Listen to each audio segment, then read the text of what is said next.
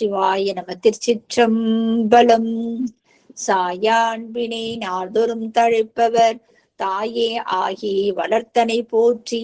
தென்னாடுடைய சிவனே போற்றி. எந்நாட்டவர்க்கும் இறைவா போற்றி. காவாய் கனகத்திரளே போற்றி. கைலை மலையானே போற்றி போற்றி. அருள்மிகு உண்ணாமலை சமேத அண்ணாமலையார் திருவடிகள் போற்றி போற்றி. திருத்தணி முருகப்பெருமான் மலரடிகள் போற்றி போற்றி. அருள்மிகு சிவகாமி அம்பாள் சமேத அருள்ஜோதி நாதனே திருவடிகள் போற்றி போற்றி. அனைத்து அடியார்களுக்கும் திருவடி வணக்கம். குருவே சரணம், குருவே சரணம். தெளிவு குருவின் திருமேனி காண்டல், தெளிவு குருவின் திருநாமம் செப்பல், தெளிவு குருவின் திருவார்த்தை கேட்டல், தெளிவு குரு ஒரு சிந்தித்தல் தானே, தெளிவு குரு ஒரு சிந்தித்தல் தானே. திருச்சிற்றம்பலம். ஐயா வாருங்கள் ஐயா, நீங்க திருவந்தியார் வகுப்பு எடுக்கலாம். நீங்களே நால்வர் துதி பாடி விநாயகர் துதி பாடி ஆரம்பிக்கலாம் ஐயா. சிவாயம். நம பார்வதிபதே. ஹரஹர மகாதேவா. தென்னாடுடைய சிவனே போற்றி. எந்நாட்டவர்க்கும் இறைவா போற்றி. காவாய்க்கனகத் திரளே போற்றி. கைலை மலையானே போற்றி போற்றி.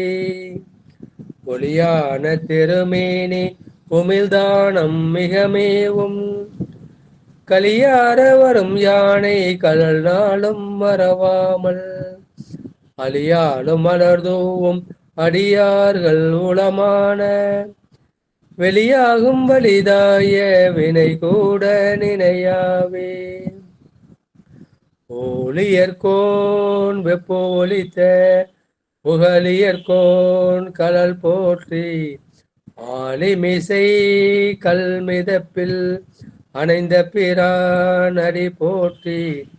வாலி திருநாவலூர் பண் தொண்டர் பதம் போற்றி. ஓலிமலி திருவாத ஊரர் திரு தாள் போற்றி. ஐயனே எனது உள்ளே நின்று அனந்த ஜென்மங்கள் ஆண்ட மெய்யனே உபதேசிக்க வெளிவந்த குருவே போற்றி. உய்யவே முக்தி நல்கும் உதவிக்கோர் உதவி நாயேன், செய்யுமாறு ஒன்றும் காணேன் திருவடி போற்றி. குரு திருவடி போற்றி போற்றி. மெய்யன்பர்களே, இந்த ஆன்மீக பாதையில நமக்கு வழிகாட்டுவதற்கு ஒரு குரு தேவைப்படுகின்றார். கு என்பது இருட்டு அல்லது அறியாமை குறிக்கும். ரு என்பதை நீக்கக்கூடிய இந்த ஒளியை குறிக்கும். குரு. இந்த கிரகத்திலேயே நம்ம பார்த்தோம் அப்படின்னா சூரிய கிரகம் தான் ரொம்ப பெருசு, அளவுல பெருசு. ஆனா இடையில எதுவும் ரொம்ப கனமானது. மாண்புமிகு கணம் கோட்டார் அவர்களே, கணம்னு சொல்றோம்ல, இந்த கணம் அதிகம் குரு கிரகத்துக்கு தான். ஏன்னா அங்க பொன் தாதுக்கள் அதிகமாக இருக்கின்றது. குரு ஒரு பொன்னை போன்றவர் தான். பொன்னே பொன்னின் மணியே அப்படி பல அடியார்கள் பாடியிருக்கின்றார்கள். குருவின் வழிகாட்டு இல்லாமல் நம்ம செய்ய முடியாது. திருவியலோடு உய்ய வந்த தேவநாயனார் அவர் நமக்கு குருவாக இருந்து நமக்கு என்ன பண்றாரு, நம்ம கேட்டு சிந்தித்து தெளிய வைக்கின்றார். ஏன்னா நம்ம மனசு குழம்பி கிடக்குது.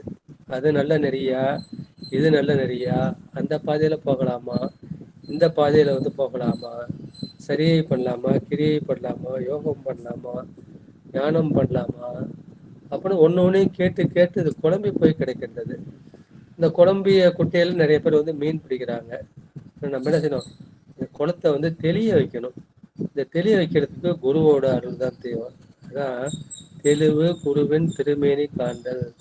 இந்த குருவோட மேனியை பார்த்தாலே போதும், நமக்கு மனசு தெளிவாயிடுது. தெளிவு குருவின் திருவார்த்தை கேட்டல். அவர் சொல்லக்கூடிய அந்த வார்த்தை உபதேசத்தை கேட்பது மனசுக்கு ஒரு தெளிவை கொடுக்கின்றது. தெளிவு திருநாமம் செப்பல். குருவை நேர்ல பார்க்க முடியல, அப்போடைய நாமத்தை மட்டும் நம்ம சொல்லிக்கொண்டே இருப்பது. அந்த நாமமும் பஞ்சாக்கரம் தான். குரு நாமமாக இருந்தாலும் சரி, ஆச்சாரியர் ஞாபகமா இருந்தாலும் சரி, எல்லாமே வந்து பஞ்சாக்கரம் தான். பஞ்சாக்கரத்தின் ஒரு அதை ஒரு வகை தான் அது. தெளிவு குருவோடு சிந்தித்தல் தானே. குருவை சிந்தித்தாலே போதும், மனசு வந்து தெளிவு அடைஞ்சிடும். நம்ம கேட்குறோம், கேட்கறத வந்து நம்ம என்ன செய்யணும், சிந்திக்கணும். பெரும்பாலும் நம்ம வந்து சிந்திக்கிறது இல்லை. இந்த வகுப்புல கேட்குறோம், அதை அப்படியே மறந்துடுறோம். மறந்து திரும்ப அடுத்த வகுப்பு வரப்ப புஸ்தகத்தை வந்து தூசு தட்டி எடுத்து வைக்கிறோம். இதுதான் பெரும்பாலுடைய வழக்கமாக வந்து இருக்கின்றது இல்லையா? சிந்திக்கிறதுக்கு வந்து ஒரு நேரம் எடுக்கணும். ஆசிரியர் வந்து ஒரு மணி நேரம் அவர் வந்து ஒரு பாடம் எடுக்கிறாரு அப்படின்னா, தினசரி 1 மணி நேரம் வந்து நீங்க சிந்திக்கிறதுக்கு பயன்படுத்தணும். இல்லை நீங்க என்ன பண்ணலாம், அந்த புக்கு எடுத்து படிக்கலாம், இல்லை அந்த உரையை எடுத்து கேட்கலாம். இந்த உரை சார்பா மற்ற அறிஞர்கள் நிறைய பேர் வந்து பேசியிருப்பாங்க, அதை கேட்டு அவர் எப்படி ஒரு மாறுபட்ட கோணத்துல வந்து சொல்லியிருக்கிறாரு, அந்த மாதிரி வந்து நீ சிந்திக்கலாம். இந்த சிந்திக்க சிந்திக்க இந்த குழம்பி போன மனசு, இந்த உலகையில குழம்பி போன மனசு என்ன ஆகும், அது வந்து தெளிவடையும். இந்த தெளிவடைஞ்சாலே நமக்கு என்ன ஆகும், நிட்டை உடனே கூடிடும். நிட்டைங்கிறது ஞானம். நிட்டையில்லா உடல் நீத்து அப்படின்னு பார்க்குறோம் இல்லையா? இப்போ இந்த நிட்டை இல்லாத உடல் நம்ம வச்சுக்கவே கூடாது. இந்த உடல் இப்போ எடுத்ததே வந்து நிட்டை செய்வதற்காக தான். நிட்டை என்கின்ற அந்த தியானத்துல வந்து நம்ம அமர்ந்தோம். அதற்காக தான் வந்து இந்த அருளாளர்கள் வந்து இந்த 14 சாத்திரங்களையும் கொடுத்துருக்காங்க. இந்த 14 சாத்திரத்துல இந்த திருவியலூர் உயர்ந்த தேவன நாயனார் இது வந்து காலத்தால் முற்பட்டது. எனவே அதை வந்து முதல்ல வச்சு சிந்திக்கிறாங்க. திருவுந்தியார், திருக்களிற்று, அதப்பதான் உயர் சிவஞான போதம்னுட்டு சிவஞான போதத்துக்கு 3வது இடத்தை கொடுக்குறாங்க. இது வந்து காலத்தால் வந்த முறைமை. பொருள் தன்மையால் பார்த்தா சிவஞான போதம் தான் உயர் சிவஞான போதம். இருந்தாலும் நம்ம போன்றவர்கள் எடுத்தோடனே வந்து சிவஞான போதத்துக்கு வந்து போக முடியாது. அதெல்லாம் உண்மை விளக்கம், திருவுருள் பயன், சிவஞான சித்தியார், சிவப்பிரகாசம் இதெல்லாம் சொல்லிட்டு அப்புறம் கடைசியா சிவஞான போதத்தை நம்ம வச்சிருக்கோம். இது வந்து முழுக்க முழுக்க அவருடைய ஆன்மா அனுபவம். அவருக்கு வந்து சிவபெருமான் வந்து என்ன அனுபவத்தை கொடுத்தாரோ அந்த அனுபவத்தை தான் இவர் இந்த பாடு முழுக்க பாடியிருக்காரு. இந்த ஒரு வார்த்தை கூட சிவன்னு வராது, ஒரு வார்த்தை கூட வந்து சக்தின்னு வராது, ஒரு வார்த்தை கூட முருகன் வராது, ஒரு கூட பிள்ளையார் வராது, ஒரு வார்த்தையில கூட ஒரு நாயன்மாரை வந்து பாடியே இருக்க மாட்டார். இது திருக்கலற்றிப்படையார்ல எல்லாமே உண்டு. நாயன்மார துதி உண்டு, சிவன் துதி உண்டு, அம்பாள் துதி உண்டு, முருகர் துதி உண்டு. இது முழுக்க முழுக்க வந்து சுய அனுபவம்ங்கிறப்ப அந்த இடத்துல நாமம் கிடையாது, ரூபம் கிடையாது. நாமம் ரூபம் மற்ற அந்த பிரம்மத்தை பற்றி தான் பாடியிருக்கல. அது வந்து சிவபிரமம் தான் நமக்கு தெரியும். இருந்தாலும் வந்து எல்லோரும் ஓற்றுக்கொள்ள வேண்டும் என்பதற்காக அவர் பாடினது இந்த திருவியலூர் உயர்ந்த தேவனார் அருளிய திரு உந்தியர். 33 பாடல்கள் வந்து நம்ம சிந்திச்சிருக்கோம். இன்னைக்கு வந்து 34வது திருப்பாடலுக்கு வந்து போறோம். பேரின்பமான பிரம கிளத்தியோடு ஓர் இன்பம் உள்ளான் என்று உந்தி பெற, உன்னையே ஆண்டதென்று உந்தி பெற. பேரின்பமான பிரம்மம், சிவானந்தம் என்கின்ற பெரிய இன்பத்தை கொடுக்கக்கூடிய அந்த இன்பத்தின் வடிவாகவே இருக்கக்கூடிய அந்த பிரம்மமாகிய அந்த சிவபிரம்மம் கிளத்தியோடு, கிளத்தின உரிமை உடையவன். உயர்தரு கைலை உயர் கிளவோனே, கைலைக்கு உரிமை உடையவன் பெருமான், அதை உயர் கிளவோனேன்னு சொன்னாரு. கிளத்தி உரிமை உடையவன், ஞாயிற்றுக்கிழமை ஞாயிற்று ஆகிய சூரியனுக்கு உரிமை உடையது. திங்கள் கிழமை அது சோமனாகிய சந்திரனுக்கு உரிமை உடையது. அந்த மாதிரி ஒன்று கிழமைன்னு பார்க்கணும். கிளத்தி என்றால் உரிமை உடையவள். எனவே சிவபெருமான் தான் அந்த இன்பமாக இருக்கின்றான். அவன் என்ன செய்கின்றான், அவன் தனித்து இல்லை. தனித்து இருந்தால் என்ன செய்வான், அவன் மக்களுக்கு வந்து பயன்பட முடியாது. அவன் தன் நிலையில் வந்து சுவ ஆனந்தமாக அப்படியே தனக்குள் தானே லயித்து கொண்டு அப்படியே இருப்பான். இந்த உலகத்தையே ஒரு பிரம்ம நிலையாக பார்த்து கொண்டு இருப்பான். அதுக்காக என்ன பண்றான், அவன் வந்து பிரம்ம கிளத்தி, இந்த பிரம்மனின் மனைவியாகிய அந்த அருள் சக்தியுடன், அந்த அருள் சக்தி எப்படி இருக்கின்றது, அது பிரிப்பின்றி இருக்கின்றது. அது பெருமானை விட்டு பிரியாது. ஒரு நாணயம் இருக்குன்னா ஒரு பக்கம் தலை இருக்கும், ஒரு பக்கம் வந்து பூ இருக்கும். தலைப்பகுதி வந்து சிவன், அந்த பூப்பகுதி வந்து அம்பாள். ரெண்டும் வந்து ஒன்றை விட்டு ஒன்று பிரியாது. அதை தான் பிரிப்பிலா சக்தி, தாதான்மிய சக்தி என்று நம்ம சிவானந்த இதில் கொடுக்கிறோம், சைவ சித்தாந்தத்தில் வச்சிருக்கிறோம். சிவபெருமான் பிரம்மகிளத்தியாகிய அந்த அருள் சக்தியோடு என்றும் பிரிப்பின்றி இருக்கின்றான். ஏன் அந்த மாதிரி பிரிப்பின்றி இருக்கின்றான், அம்பாள் என்று இருக்கக்கூடாதுன்னா, இந்த உயிர்களுக்கு இன்பத்தை வழங்குவது வந்து அம்பாள் மூலமாக தான் செய்யறான். தான் நேரடியாக செய்யாமல் என்ன செய்யறான், அம்பாள் மூலமாக செய்வது போல அவன் காட்டிக் கொள்கின்றான். ஒரு நல்ல குடும்பஸ்தன் வந்து என்ன பண்ணுவான், எல்லா காரியத்தையும் அவன் மனைவியை கொண்டுதான் செய்வான். இவன் தான் சம்பாதிப்பான், நான் சம்பாதிச்ச பணம் முழுக்க அவகிட்டே கொடுத்துருவான். அம்மா நீனே பார்த்து செலவுமா, நீனே பார்த்து செலவு பண்ணா இவனுக்கு வந்து பிரச்சனை கம்மி. யார் யாருக்கு என்னென்ன செய்யணுமோ அது பார்த்து அந்த அம்மா வந்து சேர்ந்துருவாங்க. குடும்பத்திலே வந்து பிரச்சனை இருக்காது. அதுக்கு உதாரணமாக தான் பெருமான் வந்து இருக்கின்றார். எல்லா காரியத்தையும் அம்பாளாகிய நீனே செய்யி, ஐந்தொழில் நடத்துவதாக இருந்தாலும் சரி, அருள் செய்வதாக இருந்தாலும் சரி, இல்லை சரி, எல்லாத்தையும் நீனே செஞ்சிருமா அப்படின்னு அம்பாள் மேல பொறுப்பை வந்து கொடுத்துட்றான். அந்த அருள் சக்தி வந்து பேரின்ப வடிவத்தை கொடுக்குது. நம்மளாம் அந்த பேரின்பத்தை அனுபவிக்கின்றோம் என்றால் அது இந்த அம்பாள் வந்து கொடுத்தது.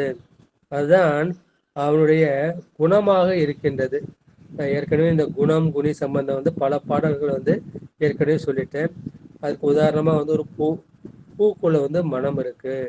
அந்த மனம்தான் பூவிக்கு குணமாக இருக்கின்றது. அந்த பூவின் மனத்தை உடைய அந்த பூ தான் என்ன செய்கின்றது, அது குணியாக இருக்கின்றது. குணத்தை உடையது குனி. மாதிரி ஒரு பழம் இருக்கின்றது. அந்த பழத்துல வந்து சுவை இருக்கின்றது. அந்த சுவை வந்து குணம். அந்த சுவையுடைய பழம் வந்து அது குணம். குணம் குணி சம்பந்தம். சிவபெருமான் குணமாக இருக்கின்றான், அம்பாள் வந்து குணியாக இருக்கின்றாள். எனவே அந்த பூவில் இருந்தக்கூடிய மனம்தான் நமக்கு ஆனந்தத்தை கொடுக்கக்கூடியது. அது மாதிரி இந்த பழத்தில் உள்ள சுவை தான் நமக்கு ஆனந்தத்தை கொடுக்குது. எனவே பெருமானின் குணமாக இருக்கக்கூடிய அந்த பிரம்ம கிளத்தி, அந்த பிரம்மனுக்கு உரிமையான அந்த மனைவி என்ன செய்யுது, அது யாவர்க்கும், நான் கிடையாது நீ கிடையாது, ஒரு எறும்பா இருந்தாலும் சரி, பூச்சியா இருந்தாலும் சரி, புல்லா இருந்தாலும் சரி, யாவர்க்கும் மேலாம் என்ன அளவில்லா சீருடையவன்.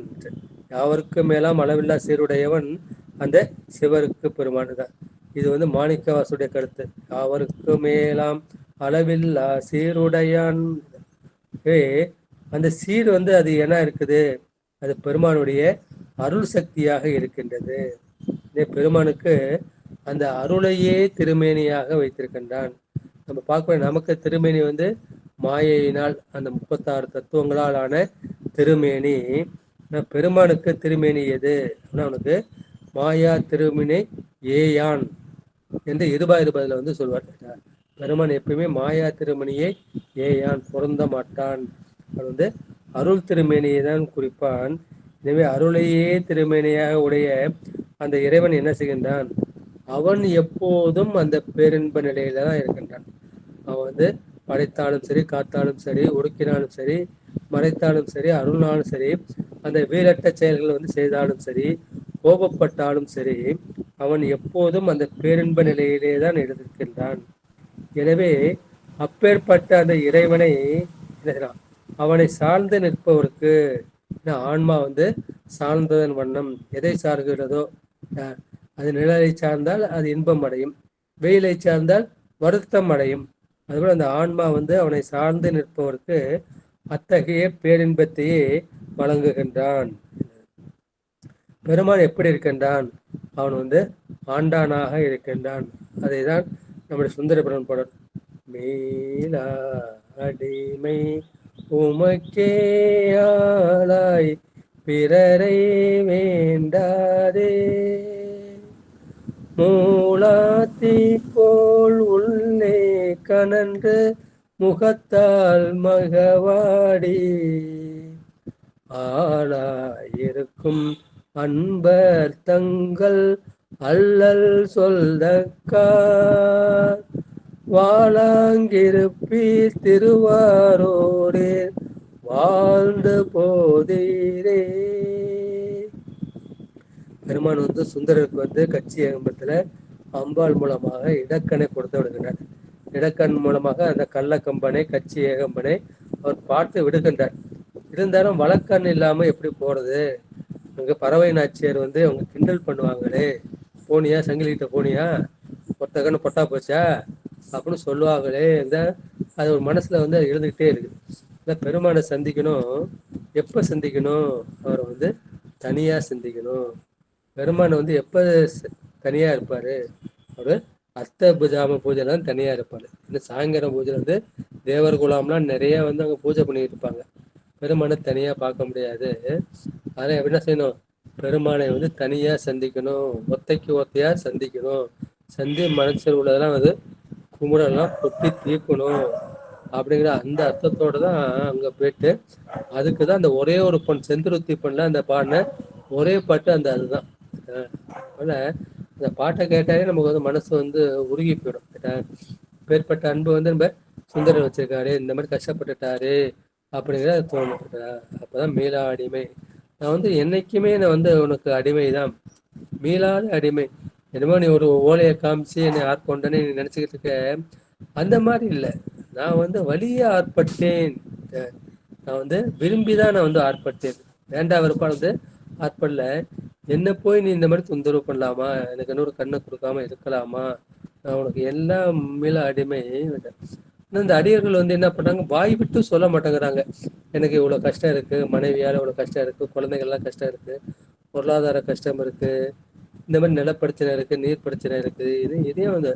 ஆனா நீ எப்படி கண்டுபிடிக்கலாம் அப்படின்னா, மூலா தீ போல் உள்ளே கனன்று. அடுப்புல வந்து என்ன பண்ணும், அந்த நெருப்பு எரிஞ்சுக்கிட்டே இருக்கும், அது கனண்டுகிட்டே இருக்கும், ஆனா வெளியே தெரியாது. மேல வந்து சாம்பல் வந்து பூத்திருக்கும்.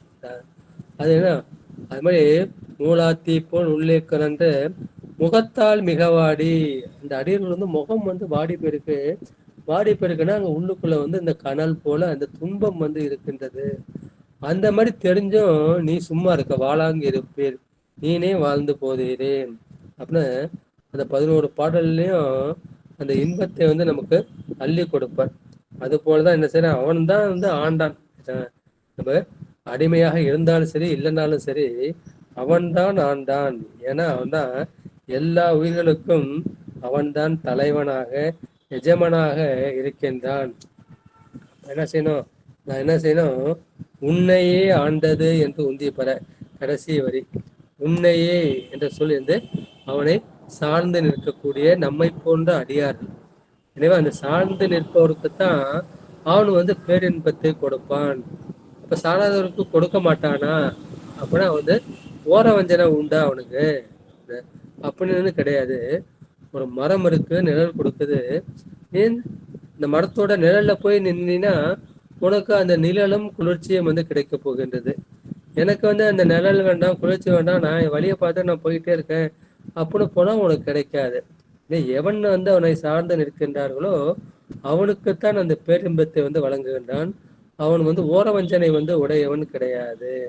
ஏன்னா அந்த உயிர்கள் வந்து எப்படிப்பட்டது, அது சார்ந்ததன் வண்ணம் உடையது. உயிர்கள் வந்து தனியா நிக்கவே முடியாது. பதி பசு பாசம்னு 3 நிக்குது. அந்த பதி ஃபர்ஸ்ட், 2வது பசு, 3வது பாசமாகிய அந்த கட்டு. இந்த உயிர் என்ன செய்யுது அப்படின்னா, ஒன்று பதியை வந்து சார்ந்து நிற்கணும், இல்லை வந்து பாசத்தை சார்ந்து நிற்கணும். பாசத்தை சார்ந்து இருந்ததுன்னா அது கேவல நிலை சகல நிலைக்கு வந்துடும். இதே பதியை சார்ந்தால் அது சுத்த நிலைக்கு வந்துடும். சுத்த நிலைக்கு வந்தா என்ன செய்யும், அவன் வந்து பெருமானுடைய சுத்த தன்மையை அந்த பேரின்பத்தை வழங்கக்கூடிய. எனவே இறைவனை வந்து எந்த உயிர்கள் சார்ந்து நிற்கின்றதோ அவைதான் இன்பத்தை பெறுகின்றன. மற்ற உயிர்கள் வந்து அந்த இன்பத்தை பெறுவதில்லை. எனவே உயிராகிய நீ அவனை சார்ந்து நிற்பதால் பேரின்பத்தை பெறுகின்றார் என்ற அந்த உண்மையை விளக்கமாக தெளிவாக கூறுகின்றார். அதேதான் உன்னையே ஆண்டது என்று உந்தி வர. உன்னை ஆண்டவன் வந்து அவன்தான். இந்த ஒரு ஜென்மம் இல்லை, நீ எத்தனை ஜென்மம் எடுத்தாலும் சரி, கடைசியா நீ சரி எல்லா ஜென்மத்தையும் விட்டுட்டு பெருமான் வந்து திருவடிக்கே பட்ட சித்தமலம் அடுத்து சிவமாக்கி இணையாண்ட நீனே சிவமா பெற்ற, அப்பயும் அங்க பெருமான் தான் ஆண்டு கொண்டிருக்கின்றான். தன்னை சார்ந்த ஆன்மாக்களுக்கு அவன் பேரின்பத்தை வழங்குகின்றான் என்ற அந்த கருத்து தான் இந்த பாட்டுல வந்து சொல்லப்பட்டிருக்கின்றது. எனவே பெருமானை சார்ந்தால் என்ன செய்யும், உனக்கு வந்து துக்கம் வந்து ஒளிந்து போய்விடும். இந்த உலக சுகம் நிலையற்றது என்று உனக்கு தெரிஞ்சு போயிடும். உலக சுகத்தை நீ விரும்ப மாட்டாய். இந்த உலக துக்கமும் உன்னை விட்டு நீங்கிவிடும். அப்புறம் என்ன செய்வான்? பெருமான் வந்து உன்னை பேரின்பமான அந்த சிவ இன்பத்திலேயே உன்னை நிலை நிறுத்துவான். எனவே பிரம்ம கிளத்தி என்பது பிரம்மனுக்கு உரிமையுடைய அவன் மனைவி. எனவே அந்த பிரம்ம கிளத்தி ஆகிய சக்தி எப்படி? அது கரும்பை போன்று இனிப்பானது. அந்த இனிப்பை வந்து யார் அந்த ரசத்தை குடிக்க முடியுமோ அவர்கள்தான் அறிய முடியும். நான் வந்து அந்த கரும்பை கண்ணால பார்த்துட்டேன், எனக்கு அந்த சுவை கிடைக்குமா? அவன் நிச்சயமா கிடைக்காது. அது வாயால் ருசித்தால்தான் அதை நீ அனுபவிக்க முடியும். அந்த மாதிரி வாயில கறிக்கிறதுக்கு எனக்கு பல்லு இல்லை. அப்போ என்ன செய்யணும்? அதை மெஷினில் போட்டு கரும்பை ஆட்டி அந்த கரும்பு ரசத்தை முயற்சி செய்தவன் என்ன செய்யறான்? அந்த ரசத்தை எடுத்துட்டு கண்ணாடி கிளாஸ் வச்சிருக்கான். அதையே பார்த்துக்கிட்டு இருக்கான். பார்த்துக்கிட்டு இருந்தா அவனுக்கு வந்து அந்த சுவை கிடைக்குமா? அவனுக்கும் வந்து அந்த சுவை கிடைக்காது. யாரு அதை பருகுகின்றானோ, யார் அந்த கரும்பரசத்தை குடிக்கின்றானோ அவன்தான் அந்த சுவையை அனுபவித்தவன். அந்த மாதிரி நம்ம என்ன பண்றோம்? அந்த கரும்புல சக்கை மாதிரி இருக்கு இல்லையா? அந்த சக்கை மாதிரி இருக்கிறது இந்த 36 தத்துவங்கள். இந்த 36 தத்துவங்களையும் என்ன செய்யணும்? நாம் வந்து களைய வேண்டும். களைஞ்சோம்னா அந்த கரும்பு ஜூஸ் மாதிரி இந்த ஆன்ம தரிசனம் வந்து கிடைக்கும். அந்த ஆன்ம தரிசனம் என்ன செய்யணும்? அந்த ஆன்மா தனியா நிற்க முடியாது. அது சிவனோடு போய் இரண்டரை கலக்கும். அந்த பேரின்ப அனுபவத்தை பெறுவதற்காக தான் அவன் இந்த பிறவியை எடுத்திருக்கின்றான். அதற்கு சாதனமாக அதற்கு அன்பு வேண்டும். எனவே அவன் அன்பு உடையவனாக மாறுகின்றான். அந்த அன்பின் பயனாக என்ன செய்கின்றான்? அது ஞான சொரூபியினால், அந்த ஞான சொரூபம் என்பது சக்தி. அந்த சக்தியினால் அவனுக்கு சத்தினிபாதம் என்கின்ற அந்த ஞானம் வந்து லயிக்கப்படுகின்றது. சரி, ஞானம் வந்துடுச்சு அப்படின்னா என்ன செய்யணும்? ஞானம் மட்டுமே போதும் என்ற அந்த அமைதி சொரூபத்தை கூட்டி விடாது. அது என்ன செய்யணும்? இந்த அம்பாள் வந்து அந்த சுகரூபமான சிவத்திலே அழுந்த வேண்டும். இந்த மாதிரி அளவிடப்படாத பரமானந்தமான அந்த பரமசக்தியுடைய இடைவிடாது பரம ஆனந்தத்தை அனுபவிக்க வேண்டும். அப்போதுதான் சிவனை உள்ளபடி அறிவான். இதனால் ஞானஸ்வரூபமான சக்தியோடு பிரிப்பின்றி இறைப்பவன் சுகரூபமான சிவன் என்று நாம் அறிய வேண்டும். அதனை தான் அந்த முதல் வடியில சொல்றாரு. பேரின்பமான பிரம்ம கிளத்தியோடு ஓரின்பத்து உள்ளான். இந்த அம்பாலே வந்து பேரின்ப வடிவம். அம்பாள் வந்து பெருமானுடைய குணம் இல்லையா? அதே பெருமான் தான் அந்த பேரின்ப கிளத்தியோடு இருக்கான். அவன் ஓர் இன்பத்து உள்ளான், அந்த ஒப்பற்ற சிவானந்த இன்பத்தில் உள்ளான் என்பதை முதல் வரியில் தெள்ள தெளிவாக கொடுக்குகின்றார். அந்த மாதிரி அந்த அமுதத்தை, சிவ அமுதத்தை உண்பவர்கள் அந்த சிவானந்தத்தை அழிந்து கிடப்பார்கள். அப்பொழுது அந்த ஆனந்தமே அனுபவித்து கொண்டிருப்பார்கள். அப்போது அனுபவித்து கொண்டிருந்தாலும் அவன் என்ன செய்றான்? அந்த ஆனந்தத்தை தந்து கொண்டிருக்கின்றான், இவன் பருகி கொண்டிருக்கின்றான். எனவே அவன் வந்து ஆண்டானாக இருக்கின்றான், நான் வந்து அடிமையாக இருக்கின்றேன். அதேதான் உன்னையே ஆண்டான் என்று மறுபடி தெளிவுறுத்து கூறியிருக்கின்றார். எனவே இந்த நிலையினை யார் அடைய முடியும்? அந்த சிவ யோகிகள் தான் அடைய முடியும். இந்த தசகாரியம்னு வந்து ஏற்கனவே சொல்லுவோம். தத்துவ ரூபம், தத்துவ சுத்தி, தத்துவ தரிசனம், தத்துவ சுத்தி, ஆன்ம ரூபம், ஆன்ம தரிசனம், ஆன்ம சுத்தி, சிவரூபம், சிவ தரிசனம், சிவ யோகம், சிவபோகம். இந்த இறுதிநிலை சிவபோகம் தான் முத்தின்னு சொல்லப்படுகின்றது.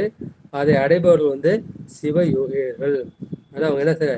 பிரம்மசக்தியிலே கூடி, அது அம்பாளுடைய திருவடியை சேர்ந்து அதை சிவ ஆனந்தத்திலே அடிமைப்பட வேண்டும் என்ற அந்த கருத்தை இந்த பாட்டில் வந்து சொல்லியிருக்கின்றார். இதற்கு பொருத்தமான திருமந்திர பாடல். இருக்கும் சேமையிடம் பிரம்மம் ஆகும். சேமநிதி நம்ம பாதுகாப்பாக கேட்கணும். நம்ம பாதுகாப்பாக எங்கே இருக்க முடியும் அப்படின்னா அது பிரம்மத்தை தான் இருக்க முடியும். இருக்கும் சேமையிடம் பிரம்மமாகும். நாம் பாதுகாப்பாக இருக்கக்கூடிய இடம் அந்த பிரம்மமாகிய சிவமாகும். மறுக்கம் சராசரமாகும் உலகம் தருக்கிய ஆச்சாரமெல்லாம் தருமே திருக்கையில் ஞானத்தை தேர்ந்து உணர்வதற்கே. இந்த திருக்கையில் இருக்கக்கூடிய இந்த சிவபெருமானுடைய ஞானத்தை யார் வந்து தேர்ந்து தெளிந்து உணர்கின்றார்களோ அவர்களுக்கு வந்து இந்த உலகத்தில் உள்ள அந்த வர்க்க பேதம், சராசரம், அசைவது அசையாது, உலகம், இந்த உலகப் பொருள்கள், தருக்கிய ஆசாரம் எல்லாம், அந்த பிராமணர்களுக்குலாம் ஆச்சாரம் ரொம்ப அதிகமாக இருக்கும். அவங்க வந்து மற்ற தொட மாட்டாங்க. அந்த சின்ன பிள்ளையில பார்த்துருக்கேன். அவங்க என்ன பண்ணுவாங்க, ஒரு சொம்பு கொண்டு வராங்க. அந்த சொம்புல வந்து என்ன பண்ணுவோம், ஒரு கயிறு கட்டியிருக்கோம். அந்த கயிற்றோட நுனியை பிடிச்சிட்டு நம்ம என்ன பண்ணுவோம், அந்த கிணத்துல போய் தண்ணியை சேர்ந்து எடுத்துட்டு வரணும். தண்ணி நம்ம தொடவே கூடாது, கொண்டு வந்து அப்படியே அவங்க கிட்ட கொடுக்கணும். அந்த மாதிரி ஆச்சாரமா இருப்பாங்க. அது வந்து தருக்கிய ஆச்சாரம் எல்லாம் தருமே. இது எல்லாமே என்ன செய்யும், அந்த திருக்கையில் ஞானத்தை, சிவஞானத்தை தேர்ந்து உணர்ந்தோருக்கு கொடுக்கும் என்ற கருத்தை சொல்லிவிட்டு அடுத்து 35வது திருப்பாடல். பெண்டேர் பேடை போல ஆண் மக்கள் பேய் போல கண்டாரே கண்டார் என்று உந்தி பெற, காணாதார் காணாதர் என்று உந்தி பெற. பிடி, பிடின்னா பிடிக்கிறது. எது பிடிக்குது? பேய் வந்து பிடிக்குது. அந்த காலத்து கிராமத்தில் வந்து நாங்கள் பார்த்துருக்கோம். ஒரு பொண்ணு என்ன பண்ணுவோம், ஆற்றுக்கோ குளத்துக்கோ தண்ணி பிடிக்கிறதுக்காக போவோம். போனவுடனே அங்கே வந்து பேய் பிடிச்சிருச்சு, ஆனால் பேய் ஆடிக்கிட்டே வரும். இந்த பூசாரி வந்து என்ன பண்ணுவார், இந்த வேப்பிலை சொல்லிட்டு மந்திரம் சொல்லிட்டு விபூதி போட்டு அதை வந்து அடித்து வந்து விரட்டுவார். பெண்டேர் பிடி போல, அந்த பெண்மை உள்ள அந்த ஆண்மக்கள் அல்லது பெண்கள், அவர்கள் பேயினால் பிடிப்பட்டவர்கள் போல. அப்பனா என்ன, அந்த பேயால் பிடிச்சா என்ன செய்யும், இந்த பெண்ணுக்கு உண்டான அந்த இச்சை கிரியை ஞானம்லாம் அடங்கி போயிடும். அதுக்கு முந்தி அது ரொம்ப நல்ல பொண்ணாக இருக்கும். இப்போ என்ன பண்ணால் ஒரு பீடி சிகரெட் எடுத்து அது ஊத ஆரம்பிக்கும், கள்ளு சாராயம் வந்து குடிக்க ஆரம்பிக்கும். ஏன்னா அந்த பேய் வந்து தன்னுடைய ஆசையை வந்து அந்த பெண் மூலமாக நிறைவேற்றிக் கொள்கின்றது. எனவே அந்த பெண் வந்து தன்னை மறந்து விடுகின்றால், தன் செயல் வந்து அற்று விடுகின்றார். அப்போது அந்த பேயின் செயல்தான் மேல் ஓங்கி நிற்கின்றது. அந்த பேய் தான் தன்னுடைய ஆசையை வந்து அந்த பெண்ணின் உடல் மூலமாக அது நிறைவேற்றிக் கொள்ளும். அப்ப அந்த பெண்ணை பிடிக்கிறது பேய் இல்லையா, அந்த பேய் என்ன செய்யும், அந்த பெண்ணின் செயல்களை மாற்றும். அந்த பெண் ஏற்கனவே வந்து அடக்க ஒடுக்கமா இருப்பா, குடிஞ்ச தலை வந்து நிமிர மாட்டா. இப்போ பார்த்தா வாயை விட்டு கெட்ட கெட்ட வார்த்தைலாம் பேசுவா. ஆம்பளை பொம்பளைங்கிற வித்தியாசம் இருக்காது. அந்த மாதிரி தன்னுடைய செயல்களை வந்து மாற்றிக்கொண்டு என்ன செய்யும், அந்த பேயினுடைய செயல்களையே அந்த பெண்ணிடம் விளங்க செய்து என்ன செய்யும், தன்னுடைய ஆசை நிறைவேறும் வரை அந்த பெண்ணோடு ஒட்டி கொண்டே இருக்கும். பெண்டேர் பிடி போல, ஆண் மக்கள் பேய் போல. அதே மாதிரிதான் ஒரு ஆன்மா, அப்பர் பெருமான் சொன்ன மாதிரி, தன்னை மறந்தால் தன் நாமம் கெட்டால் தலைப்பட்டால் நங்கை தலைவன் தாளே. அது என்ன, தன்னோட பெயர் கூட அந்த ஆன்மாவுக்கு தெரியல. முன்னம் அவனது நாமம் கேட்டால், மூர்த்தி அவன் இருக்கும் வண்ணம் கேட்டால், பெண்ணை அவனது ஆரூர் கேட்டால், பெயர்த்தும் அவனுக்கே பிச்சியானால், அன்னையும் அத்தனையும் அன்றே நீத்தால், அகன்றால் அகலிடத்தார் ஆச்சாரத்தை, தன்னை மறந்தால் தன் நாமம் கெட்டால் தலைப்பட்டால் நங்கை தலைவன் தாளே. ஒரு ஆன்மா எப்படி பண்ணுது, முதல்ல போகுது திருவாரூர் தியாகேச பெருமானுடைய பேரை கேட்குது, அவனது நாமம் கேட்டால். பின்னை அவனது ஆரூர் கேட்டால். தியாகேசர் எங்க இருக்காரு, அவர் வந்து திருவாரூர் இருக்காரு. அப்ப என்ன, பயத்தும் அவனுக்கே பிச்சியானால், அவன் மேலேயே அந்த காதலாக்கி அந்த பித்து வந்து படுத்து விடுகின்றது. அப்படின்னா அன்னையும் அத்தனையும் அன்றே நீத்தாள். அப்பா எனக்கு கிடையாது, அம்மா எனக்கு கிடையாது, எனக்கு இருக்கிறது வந்து அந்த தியாகேச பெருமான் மட்டும்தான் அப்படின்னு அந்த நிலைக்கு வந்து அந்த ஆன்மாவாகிய பெண் வந்து அகன்றால் அகலிடத்தார் ஆச்சாரத்தை. இந்த பெண்ணுக்கு உண்டான அந்த குல ஆச்சாரம் இருக்கு, இனிமே எனக்கு வந்து ஆச்சாரமே கிடையாது, எனக்கு சிவாச்சாரம் தான் அப்படின்ட்டு அகலிடத்தார் அந்த உலகத்தில் உள்ள ஆச்சாரத்தை எல்லாம் வந்து விட்டு, பெண்ணுன்னா அடக்கமா இருக்கணும், ஒடுக்கமா இருக்கணும், இப்போ போய் கோயிலில் போய் பாடிக்கிட்டு ஆடிக்கிட்டு துண்ணூரை பூசிக்கிட்டு நிற்கிறா. அகன்றால் அகழ்ந்தாள், தன்னை மறந்தால் அப்படின்னா தாங்க மறந்துட்டாள், தான் உடல்கிற மறந்துட்டா, தான் பொண்ணுங்கிறத மறந்துட்டாள். தன் நாமம் கேட்டால், பேர் என்ன பேர் என்ன பேர் என்ன கேட்டால் தியாகேச பெருமான், தியாகேச பெருமான் பெருமான் பெரிய சொல்றார். தலைப்பட்டால் நங்கை தலைவன் தாளே. பெருமானுடைய திருவடியை அவை சார்பாக பற்றி கொண்டு அவனை வந்து அளந்து விடுகின்றார். இது போல இறை சார்பை விரும்பிய ஆன்மா, அந்த அப்பர் சொன்ன மாதிரி அந்த ஆன்மா இறை சார்பை விரும்புகின்றது. அந்த இறை ஆன்மாவும் தன்னை மறந்துவிடும்.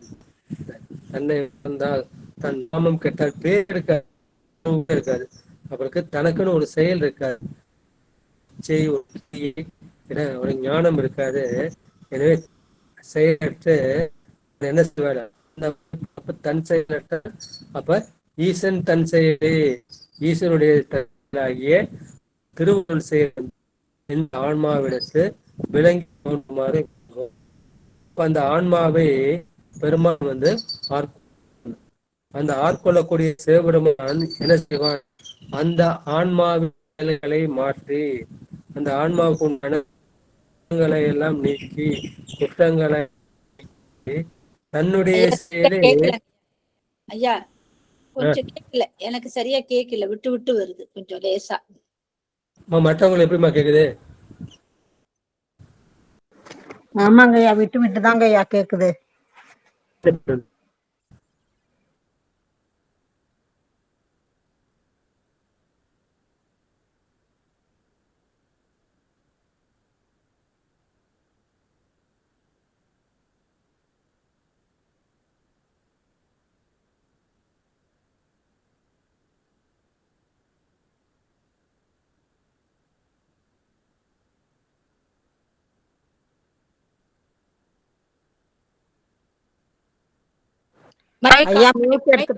பேசுங்கய்யா, மைக் ஆன் பண்ணி பேசுங்க.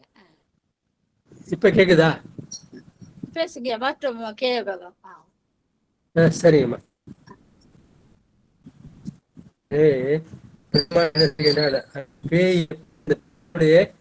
கொண்டு தன்னுடைய வந்து நிறைவேற்றிக் கொள்வதோ அது போல என்ன செய்ய, இந்த ஆன்மாவை மத்தி ஆன்மாவின் மூலமாக செயல்களையே தான் எடுத்து.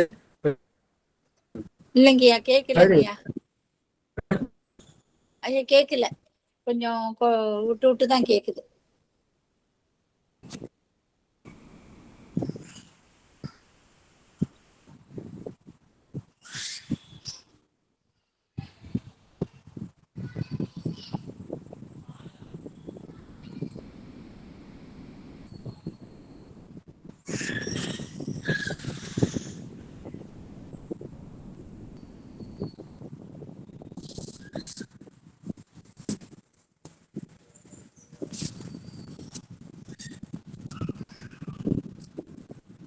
இப்ப கேக்குதாமா? கேக்குதுங்கய்யா. சரிம்மா. வைஃபை ஆன் பண்ணிட்டு மொபைல் டேட்டால போயிட்டு இருக்க முடியுதா? சரி, மறுபடியும் இந்த பாட்டை முழுசாவே சொல்லுங்க. பெண்டீர் பிடி போல ஆண்மக்கள் பை போல கண்டாரே கண்டார் என்று உந்தி பெற, காணாதார் காணாதார் என்று உந்தி பெற.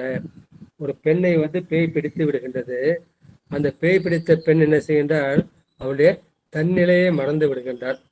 அவனுக்குன்னு தனியாப்பட்ட செயல் இல்லை. அந்த பேய் வந்து தன்னுடைய ஆசையை, தன்னுடைய செயலை வந்து அந்த பெண் மூலமாக நிறைவேற்றிக் கொள்கிறது. பீடி குடிப்பது, சாராயம் குடிப்பது, ஆடைகளை அவிழ்த்து போட்டு ஆடுவது, அதுபோல அந்த பேயின் செயலை அவளிடம் இருக்கின்றது. அப்ப அந்த பெண்ணை பிடித்த பேய் என்ன செய்யுது, அந்த பெண்ணின் செயல்களை குணங்களை மாற்றுகின்றது. மாற்றி தன்னுடைய குணம் தன்னுடைய செயல்களையே அந்த பெண்ணெடுத்து விளங்க செய்து அவளை விட்டு பிரியாமல் அவள் உயிர் இருக்கும் வரை, உடல் இருக்கும் வரை அவளுடைய ஆசைகளை, தன்னுடைய ஆசைகளை அந்த பெண்ணின் உடல் மூலமாக அது நிறைவேற்றிக் கொள்கின்றது. இது எதற்கு உதாரணம் அப்படின்னா வந்து, ஒரு ஆன்மா இருக்கின்றது. அந்த ஆன்மா வந்து உலகியல்ல வந்து இருக்கின்றது. அதுக்கு வந்து இறை சார்பு வந்து விடுகின்றது. சிவனை வழிபட வேண்டும் என்ற ஆசை வந்து விடுகின்றது.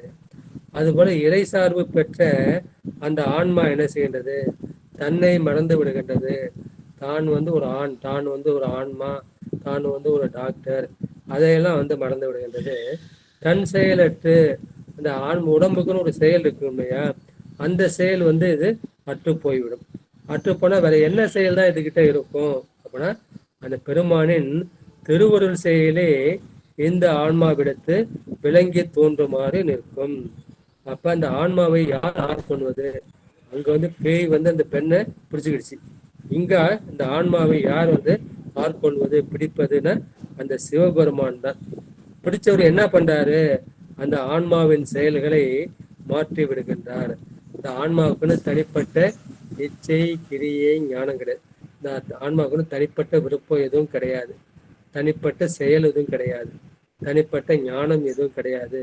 இந்த சிவபெருமான் வந்து என்ன சொல்றாரோ என்ன செய்கிறாரோ அதை தான் இந்த ஆன்மா வந்து செய்யும். எனவே அந்த ஆன்மாவின் செயல்களை மாற்றி சிவபெருமான் தன்னுடைய செயல்களை அந்த ஆன்மாவிடத்து விளங்கி செய்கின்றான். இதுதான் எப்படி நடந்தது? அந்த 63 நாயன்மார்கள், 4 சமய ஆச்சாரியார்கள், 4 சந்தன ஆச்சாரியார்கள், இந்த 14 சாத்திர ஆசிரியர்கள், இவர்கள் வாழ்க்கை நடந்தது எல்லாமே வந்து சிவனுடைய செயல் தான். அவங்களுடைய செயலை அடக்கி வச்சுக்கிட்டு சிவபெருமான் தன்னுடைய செயலை, தன்னுடைய விருப்பத்தை வந்து நிறைவேற்றிக் கொள்கின்றார்.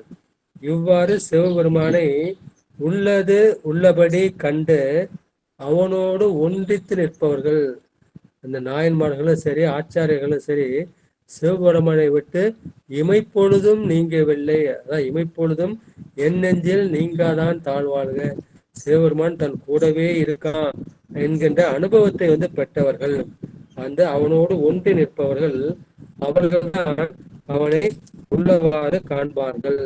கண்டாரே கண்டார் என்று உந்திப்பத. யார் வந்து சிவபெருமானோடு ஒன்றி அவன் திருவருளோடு ஒன்றி நிற்கின்றார்களோ அவர்கள்தான் உண்மையாக சிவனை கண்டவர்கள். மற்றவர்கள் காணாதார் காணாதார் என்று உந்தி பெற.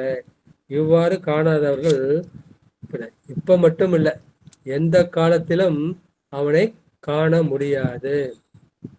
எனவே இங்க என்ன செய்யலாம்? உயிரை வந்து பெண்ணாக, அது ஆன்மாவை வந்து பெண்ணாகவும், இறைவனை சிவனை வந்து ஆணாகவும் இந்த ஓமை கூறியிருக்கின்றது. ஏன்னா இந்த உயிருக்கு இன்பத்தை கொடுப்பது யார்? அந்த சிவன் தான். அந்த இன்பத்தை பெறுவது யார்? அந்த பெண்ணாகிய அந்த ஆன்மா தான்.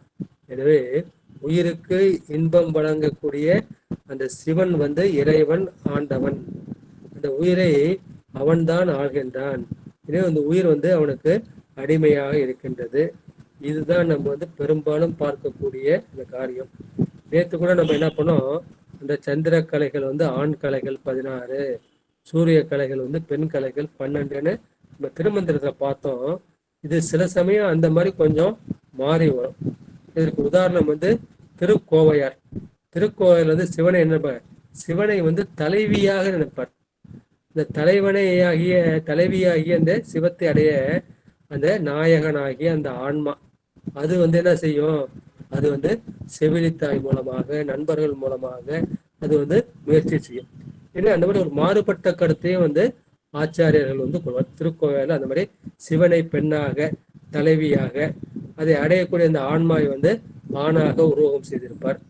அது போல சில சமயம் இந்த பெருமானை வந்து பெண்ணாகவும், இந்த ஆன்மாவை வந்து ஆணாகவும் உருவகம் செய்வதும் உண்டு என்ற அந்த கருத்தை வந்து இந்த பாட்டுல பார்க்கலாம். இந்த பாட்டோட கருத்து என்ன? நீ வந்து உன் வசமா இருக்காத, நீ வந்து சிவத்தின் வசமாக மாற வேண்டும். அதுதான் நீ அடைய வேண்டிய சாதனை என்பதுதான் இந்த பாட்டோட கருத்து. இது வந்து இதுக்கு தலைப்பு என்ன கொடுத்துருக்காங்க? பாவனை பாவக ஒருமை என்ற தலைப்பு வந்து கொடுத்துருக்காங்க. திருவாடுதுல வந்து இறை சார்புக்கு ஒரு ஓமை என்று, இந்த இறை சார்புக்கு ஓமையாக அந்த பேயை வந்து சொல்லியிருக்கின்றார்கள். இதை வந்து பாவனை பாவக ஒருமை.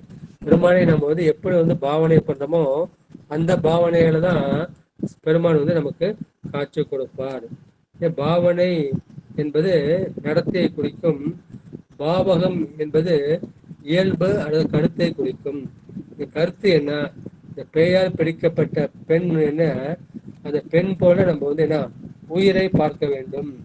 அந்த பெண்ணை பிடித்த அந்த பேய் என்ன செய்யும்? அது தன்னுடைய இச்சையை நிறைவேற்றிக் கொள்ளும். அது போல அந்த ஆன்மாவை பிடித்த அந்த இறைவன் என்ன செய்வான்? அவனுக்கு அந்த இறை அருள் அனுபவத்தை காப்பான். அப்போ வந்து இறைவனே வந்து தரிசனப்படுவான், சிவ தரிசனம் வந்து கிடைக்கும். இந்த ஒன்றுதான் சிவ தரிசனம் கிடைப்பதற்கு, பெருமானை காண்பதற்கு வழி. அந்த மாதிரி காண இயலாதவர்களுக்கு அந்த அருள் அனுபவம் வந்து வாய்க்காது என்று சொல்வார்கள். இது சங்க இலக்கியத்துல வந்து ஒரு வார்த்தை உண்டு, முருகு மெய்ப்பட்ட புலத்தி போல. முருகு முருகு என்பது பேயை குறிக்கும். மெய்ப்பட்டன அந்த உடம்பை பிடித்த புலத்தி போல, அந்த பெண்ணை போல. பேயால் பிடிக்கப்பட்ட பெண் என்ன செய்தால் தான் பெண் என்பதையே மறந்து விடுகின்றாள்.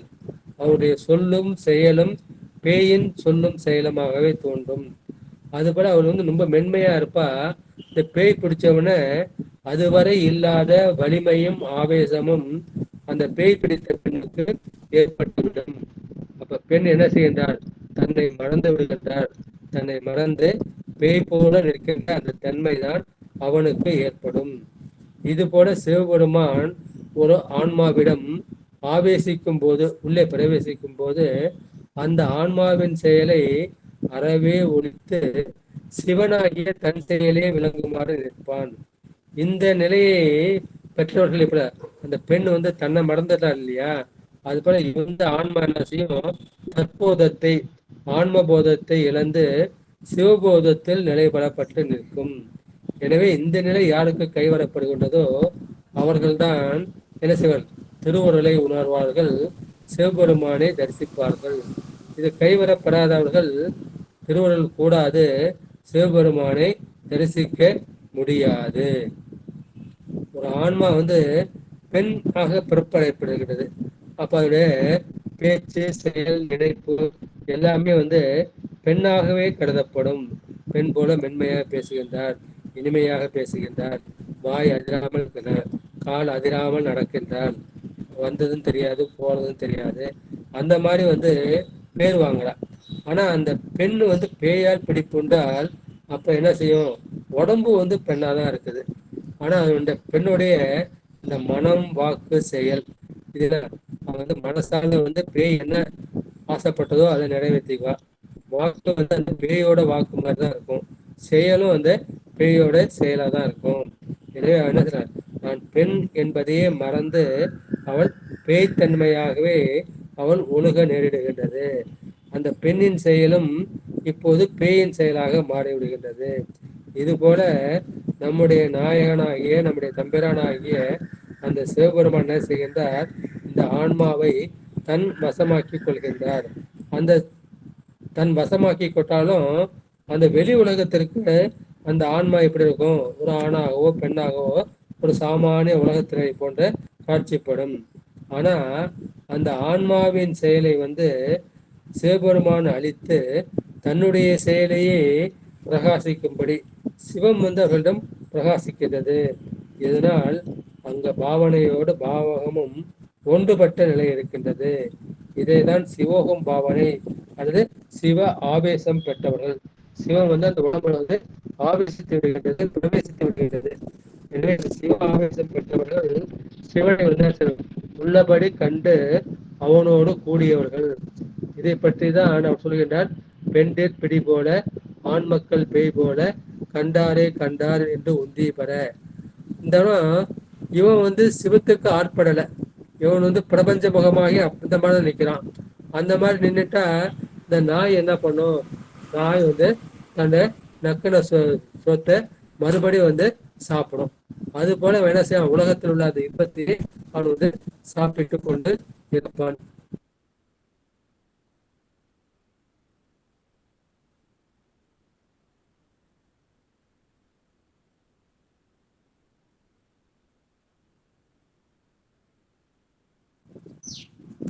எனவே இவன் வந்து சிவத்துக்கு வசப்படவில்லை, பிரபஞ்ச வசப்பட்டு விட்டான். அப்ப அவன் நாய் போல தின்றதையே தின்று கொண்டு உமிழ்ந்ததையே ஊட்டு கொண்டு இருப்பான். அவனுக்கு வந்து கண்ணு வந்து அது ஆன்ம குருடு, உலகம் தெரியும், ஆன்மா வந்து தெரியாது. எனவே அவன் என்ன செய்வான்? காணாதார் காணாதார், அவன் வந்து சிவபெருமானை பார்க்க முடியாது. எனவே இங்கே உயிரை பெண்ணாகவும் இறைவனை ஆன்மா ஆணாகவும் இங்கே ஓமை கூறுகின்றார். ஏன்னா அந்த உயிருக்கு இன்பத்தை வழங்கி உயிர்களை ஆள்வது யார் என்ற அந்த சிவபெருமான் தான். இதற்குண்டான திருமந்திர பாடல். நனவில் அதீதம் பிறந்தார் கிடந்தார், நனவில் துரியம் நிகழ்ந்தார் தவழ்ந்தார், நனவில் சுளுத்தி நடந்தார் வளர்ந்தார், நனவில் கனவோடே என் செய்தியானதே. இங்க வந்து 5 அவஸ்தையை வந்து இவர் வந்து சொல்லியிருக்கின்றார். நனவுல வந்து நம்ம வந்து ஜாக்கிர நிலையில இருக்கோம். இந்த ஜாக்கிர நிலையில இருக்கிறப்ப அவன் வந்து பிறக்கிறான், நடக்கிறான், வளர்றான். அதுக்கப்புறம் என்ன செய்யுது? அப்புறம் கனவு வருது. நனவில் கனவோடு என் செய்தி ஆனது. இந்த கனவுல அந்த உலகமே கனவு தானே, அந்த கனவை வந்து இவன் வந்து பார்க்கறான், அதையெல்லாம் அனுபவிக்கிறான். அதாவது பயமோ இன்பமோ அவனுக்கு வந்து வருகிறது. நனவில் சுளுத்தி நடந்தார் வளர்ந்தார். இப்ப சுளுத்தி என்கின்ற அந்த ஆழ்ந்த உறக்கம் வந்து வருகின்றது. அந்த ஆழ்ந்த உறக்கத்துலதான் ஆன்மா வந்து வளர்கின்றது. அங்கதான் ஆன்மா அனுபவம். ஏன்னா மற்ற நேரத்துல என்ன செய்யுது? இந்த உலக அனுபவம் இந்த இந்திரியங்கள் மூலமா நடக்கின்றது. எனவே நனவில் சுளுத்தி நடந்தார் வளர்ந்தார். அப்புறம் 4வது நிலை சாக்கரம் சொப்பனம் சுளுத்தி, அதை தாண்டி துரியம் இருக்கு. நனவில் துரியம் நிகழ்ந்தார் தவழ்ந்தார். அப்ப நனவில் அவனுக்கு துரியம் வந்து என்ன செய்யான்? அப்பதான் அவன் சிவபெருமானை நோக்கி இப்படி தவழ்ந்து தவழ்ந்து போகின்றான் என்ற கருத்தை வந்து இந்த பாட்டுல வந்து சொல்லியிருக்கின்றார்கள். எனவே இந்த இது வரைக்கும் இந்த 28ல இருந்து 35 வரைக்கும் இவர் வந்து என்ன சொல்லியிருக்கின்றார்? ஆனா இந்த சிவபோகத்திலே இந்த பிறப்பிலேயே அழுந்துவதற்கு உபாயத்தை, அதை படிப்படியாக எப்படி செய்வது? அதுக்கு ஒண்ணு வந்து என்ன செய்ய, சுவாசத்தை மாற்ற வேண்டும், இந்த மூச்சு பயிற்சி சொன்னார். 2வது மனத்தை அடங்க செய்ய வேண்டும், 2வது சொன்னார். 3வது என்ன செய்ய, இந்த ஆன்மாவுக்குன்னு அறிவு இச்சை செயல் இருக்கின்றது. அந்த ஆன்மாவின் அறிவு இச்சை செயலெல்லாம் சிவனோடு அறிவு இச்சை செயலோடு அடங்கி ஒன்றுபட வேண்டும். அந்த வந்து ஒன்றுபட்டா என்ன செய்யும்? உண்ட உள்ளம் வந்து வெட்ட வெளியாகிவிடும், இதயம் வந்து பரவெளி ஆகிவிடும். அந்த மாதிரி பரவெளி ஆகும்போது நீ என்ன செய்யணும்? அந்த முதலனை விட்டு உன்னுடைய நினைவு மறக்காமல் இருக்க வேண்டும். அந்த நினைவு மறக்காம இருக்கணும். நீ உலகத்தை தான் பார்க்குற. உலகத்தை பார்க்குறப்ப பெருமானுடைய அந்த அஷ்டமூர்த்தி வடிவம், நிலத்தை பார்த்தா அந்த நிலம்தான் என்னை சிவபெருமானை போல தாங்குகின்றது, நீரை பார்த்தால் அந்த சிவபெருமானை போல என்னை தூய்மை செய்கின்றது அப்படின்ட்டு அந்த பெருமானுடைய அட்டமூர்த்தி வடிவம் என்கின்ற அந்த 8 மூர்த்தி வடிவம் நீ நினைச்சுக்கிட்டே இருந்தா, ஏன்னா உன் நினைவு வந்து மாறாம இருக்கும். அந்த மாதிரி மாறாம இருந்தா அவனுக்கு வந்து இருவினை ஒப்பு வந்து வந்துவிடும்.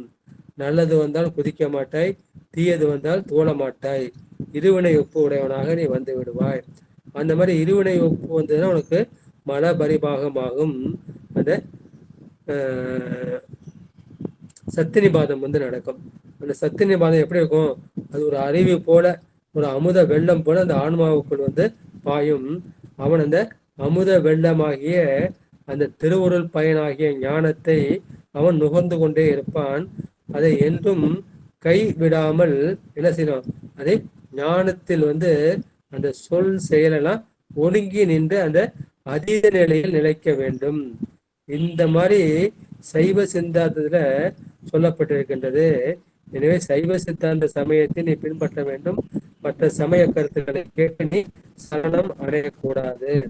இந்த மாதிரி இருந்தா என்ன, நீ வந்து ஜாக்கிரம் விழிப்பு நிலை தான் இருப்ப. அந்த விழிப்பு நிலையா இருந்தாலும் நீ வந்து துரிய நிலை என்கின்ற அந்த 4வது நிலை இருப்ப. ஜாக்கிரம் சொப்பனம் சுளுத்தியை தாண்டி அந்த துரிய நிலையிலேயே இந்த துவாதசாந்த பெருவெளியிலே இருப்ப. அப்போ உன் மூலமாக இந்த உலகத்திற்கு வந்து நிறைய நன்மைகள், கல்யாண குணங்கள் வந்து நடைபெறும். அவர்கள் என்ன செய்வார்கள்? ஒருவேளை பிரபஞ்ச முகத்தை பட்டாலும் அவர்கள் அந்த சுகங்களை பேரின்ப சுகமாக, சிவானந்த சுகமாக கொள்வார்கள். அப்போது அவருடைய செயல்கள் எல்லாம் சிவன் செயலாகும் என்ற அந்த கருத்தை தான் 28லிருந்து 35 வரைக்கும் சொல்லியிருக்காரு. அதை நான் இப்ப சுருக்கமா சொல்லிட்டேன். அடுத்து 36வது திருப்பாட்டு. நாளாய பூதமும் நாதமும் ஒன்றின் நாளாம் நிலையாம் என்று உந்தி பெற, நாதற்கு இடமென்று உந்தி பெற,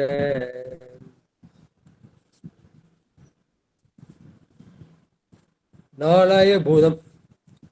பூதங்கள் 5 நமக்கு தெரியும்.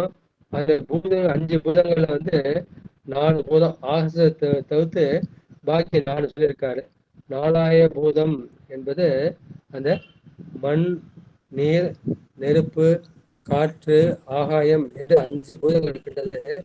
அந்த 5 பூதங்கள் 4ஆவதா எது வருது? நிலம், நீர், நெருப்பு, காற்று. எனவே இந்த 4வது நிலையாகிய அந்த காற்றை அல்லது வாயுவை வந்து குறிக்கும். 4ஆம் நிலையாம் என்று உறுதி பெற அந்த நாதம் என்பது என்ன? நாதம் வந்து நமக்கு என்ன செஞ்சிருக்கு? நமக்கு வாக்காக வந்திருக்கின்றது. அந்த நாதம் வந்து சுத்த மாயையில தான் இருக்கு. இந்த சுத்த மாயையில தான் அந்த நாதம் என்ன செய்யுது? ஓங்காரமாக ஓர் எழுத்தாகி அப்புறம் அது வந்து 4 எழுத்தாகி 5 எழுத்தாக மாறுகின்றது. எனவே நாதம், இந்த நாதம் எங்க இருக்கு அப்படின்னா பரா, பச்சந்தி, மத்தியமா, வைகரி என்று 4 வகைப்பட்டிருக்கின்றது.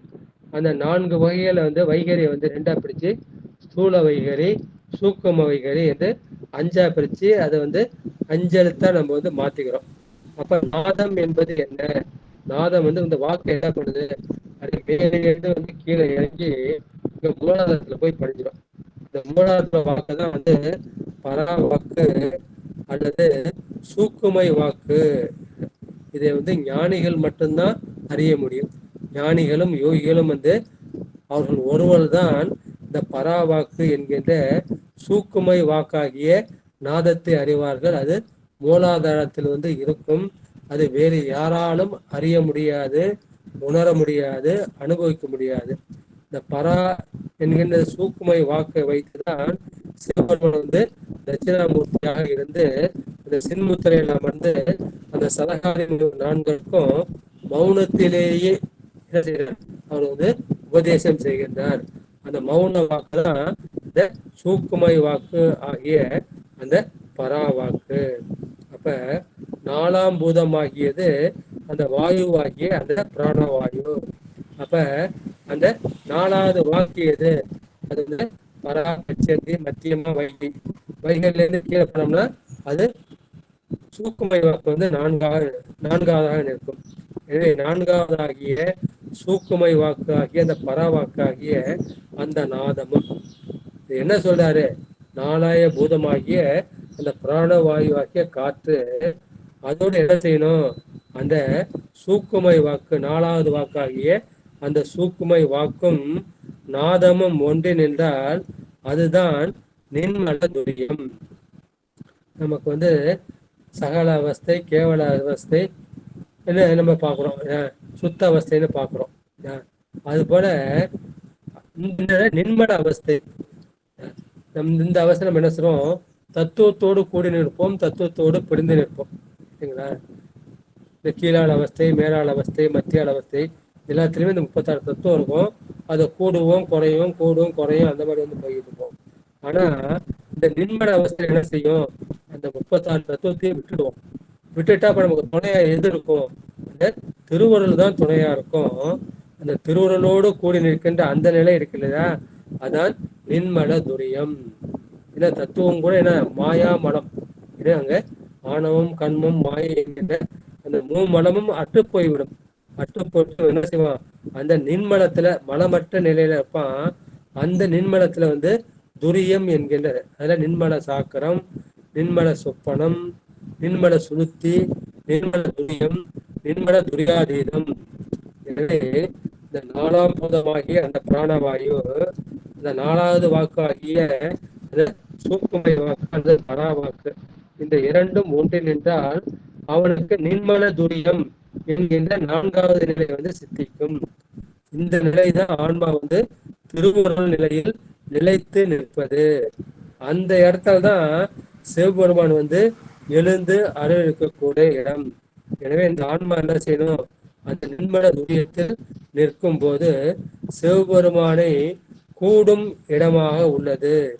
இந்த உண்மையை வந்து நாம் அறிய வேண்டியது. நாலாய பூதம் வந்து காற்று, காற்றாகிய பிராணவாயு. நாதம், இந்த சூக்குமை வாக்கு தான் நாதமாக சொல்லப்படுகின்றது. பராபட்சத்தில் மத்தியமா வைகரில இந்த வைகரிலேருந்து வந்த வைகரி, மத்தியமா, பச்சேந்தி, பரா ஆகிய சூக்குமை வாக்கு அந்த ரெண்டும் வந்து ஒன்றினால் அதுதான் 4ஆம் நிலையாகிய ஐயா, நுண்மல. இது புரியலைங்கயா. நான் நாத தத்துவம் ஒன்றி எதோட ஒன்றணும்னு சொல்றீங்க? சூக்கும வாக்காளுடையா? இது புரியல இந்த பாடல் விளக்கம். அதாவது 4 மண்ணின் நெருப்பு காற்றுன்னு சொல்லிட்டீங்க. விண் பொறிகள் தான். அந்த நாதம் வந்து மூலாதாரத்துல பிரணவமாக எழுகிறது. அது வந்து என்ன சொல்றீங்க? சுத்தமாயி நாதம் சுத்தமாயின்னு சொல்றீங்க. அதுக்கப்புறம் வந்து அது எதோட ஒன்றணும் அப்படின்னு விளக்கம் வந்து அடியே எனக்கு புரியலைங்க. இன்னொரு முறை சொல்லுங்க. அது யாருக்கும் புரியறது வந்து ரொம்ப கஷ்டமா இருக்கு. பெருமாள் என்ன பண்ண, குழந்தையா இருக்கு. குழந்தையா இருக்கப்ப என்ன பண்ணுது, சிவபெருமானுடைய அருள் வந்து இந்த உச்சந்த சகசாரம் இருக்கு இல்லையா, அங்க ஒரு பள்ளம் இருக்கும். அந்த பள்ளத்து வழியாக தான் சிவபெருமானுடைய அருள் வந்து உள்ள போகும். உள்ள போறப்ப எது முதல்ல போகுதுன்னா அந்த நாதம் தான் உள்ள போகுது. நாதம், விந்து, சாதாக்கியம், மகேஸ்வரம், சுத்த வித்து, இந்த 5 தத்துவம் தான் முதல்ல உள்ள போவோம். அது இந்த நாதம் தான் உள்ள போகும். இந்த நாதம் வந்து உள்ள போறப்ப இங்க என்ன வரும் அப்படின்னா, இங்க வந்து வைகரி வாக்கா வரும். தொண்டையில வந்து வைகரி வாக்கா வரும். அப்புறம் இதயத்துக்கு போறப்ப அது வந்து பச்சேந்தியா வரும், பரா மத்தியமையா வரும். அதுக்கப்புறம் தொப்புள் போறப்ப என்ன செய்யும், அது மத்தியமையா வரும். மூணாவதுக்கு போறப்ப அது வந்து சூக்கும வாக்காக மாறும். இந்த சூக்கும வாக்குங்கிறது நாதம் தான். அதான் நாதம் சொல்ற, 4 பூதமும் நாதமும். நாதத்துல நாதமாகிய வாக்கை நம்ம 4ஆ படிக்கிறோம். பரா என்கிற சூக்குமை வாக்கு, பச்சேந்தி, அதுக்கப்புறம் மத்தியமா, அப்புறம் வைகரி. வைகரி தான் இங்க தொண்டையில வந்து நமக்கு என்ன செய்யுது, வார்த்தையா வெளிப்படுது. அதை நம்ம என்ன பண்றோம், எனக்கு மட்டும் கேட்கிற மாதிரி சொன்னா அது சூக்கும வைகரி, மற்றவங்களுக்கும் கேட்கிற மாதிரி அது வந்து ஸ்தூல வைகரி. இதே நாதமாகிய வாக்கில் 4 இருக்கின்றது. அது வந்து மூலாதாரத்துல வந்து பரா அல்லது சூக்குமை வாக்கு. அப்புறம் மணிப்புரகத்துல என்ன செய்யுது, அது வந்து பரா பச்சேந்தியா வருது. அப்புறம் அநாகத்துல வந்து அது மத்தியமா வருது, மத்தியமாகிற வாக்கா வருது. இங்க தொண்டைக்கு வரப்ப அது சூக்கும வாக்கா வருது. இது வந்து சித்தியார்ல வந்து ஐயா வந்து நல்லா விளக்கமாவே சொல்லியிருக்காங்க. அது நீங்க வந்து மறந்துருப்பீங்கன்னு நினைக்கிறேன். நல்லது, நீங்க வைகரி வாக்கா வரும். எனவே வந்து நாதம் வந்து 4ஆக தலைப்பட்டு நிற்கின்றது. இந்த பஞ்சபூதங்கள் 5ஆக பிரிகின்றது.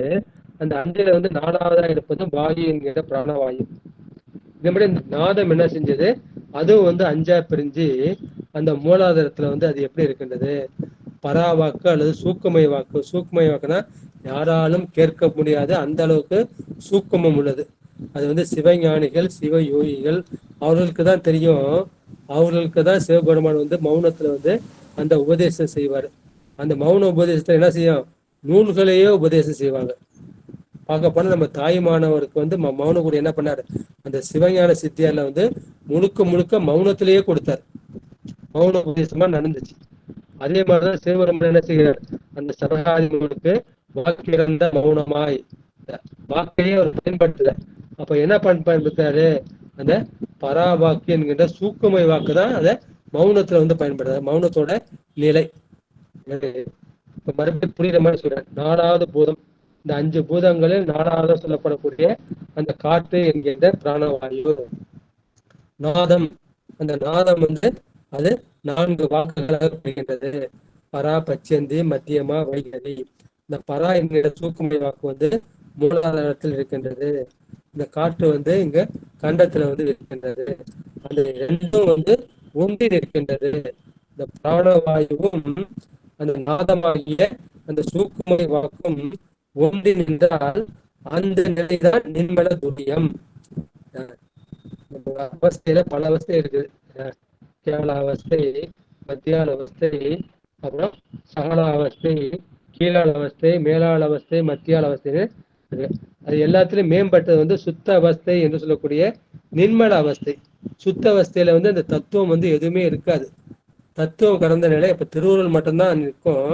அந்த திருவுருள் இருக்கப்ப அவருக்கு நின்மல சாக்கிரம், நின்மல துரியம், நின்மல சாக்கிரம், நின்மல சொப்பனம், நின்மல சுளுத்தி, நின்மல துரியம், நின்மல துரியாதீதம் அப்படின்னு துவாதசாந்த பெருவழிக்கு வந்து போயிடும். அப்ப இவன் நிக்கிறது வந்து நின்மல துரியம்ங்கிற இந்த நிலையில நிற்பான்.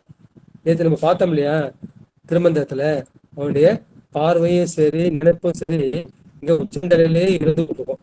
அது நிர்மல துரியம் வந்துட்டு என்ன செய்வோம், பிராணவாயுவும் அந்த சூக்குமை வாக்கும் வந்து இந்த இடத்திலேயே ஒடுங்கிவிடும்.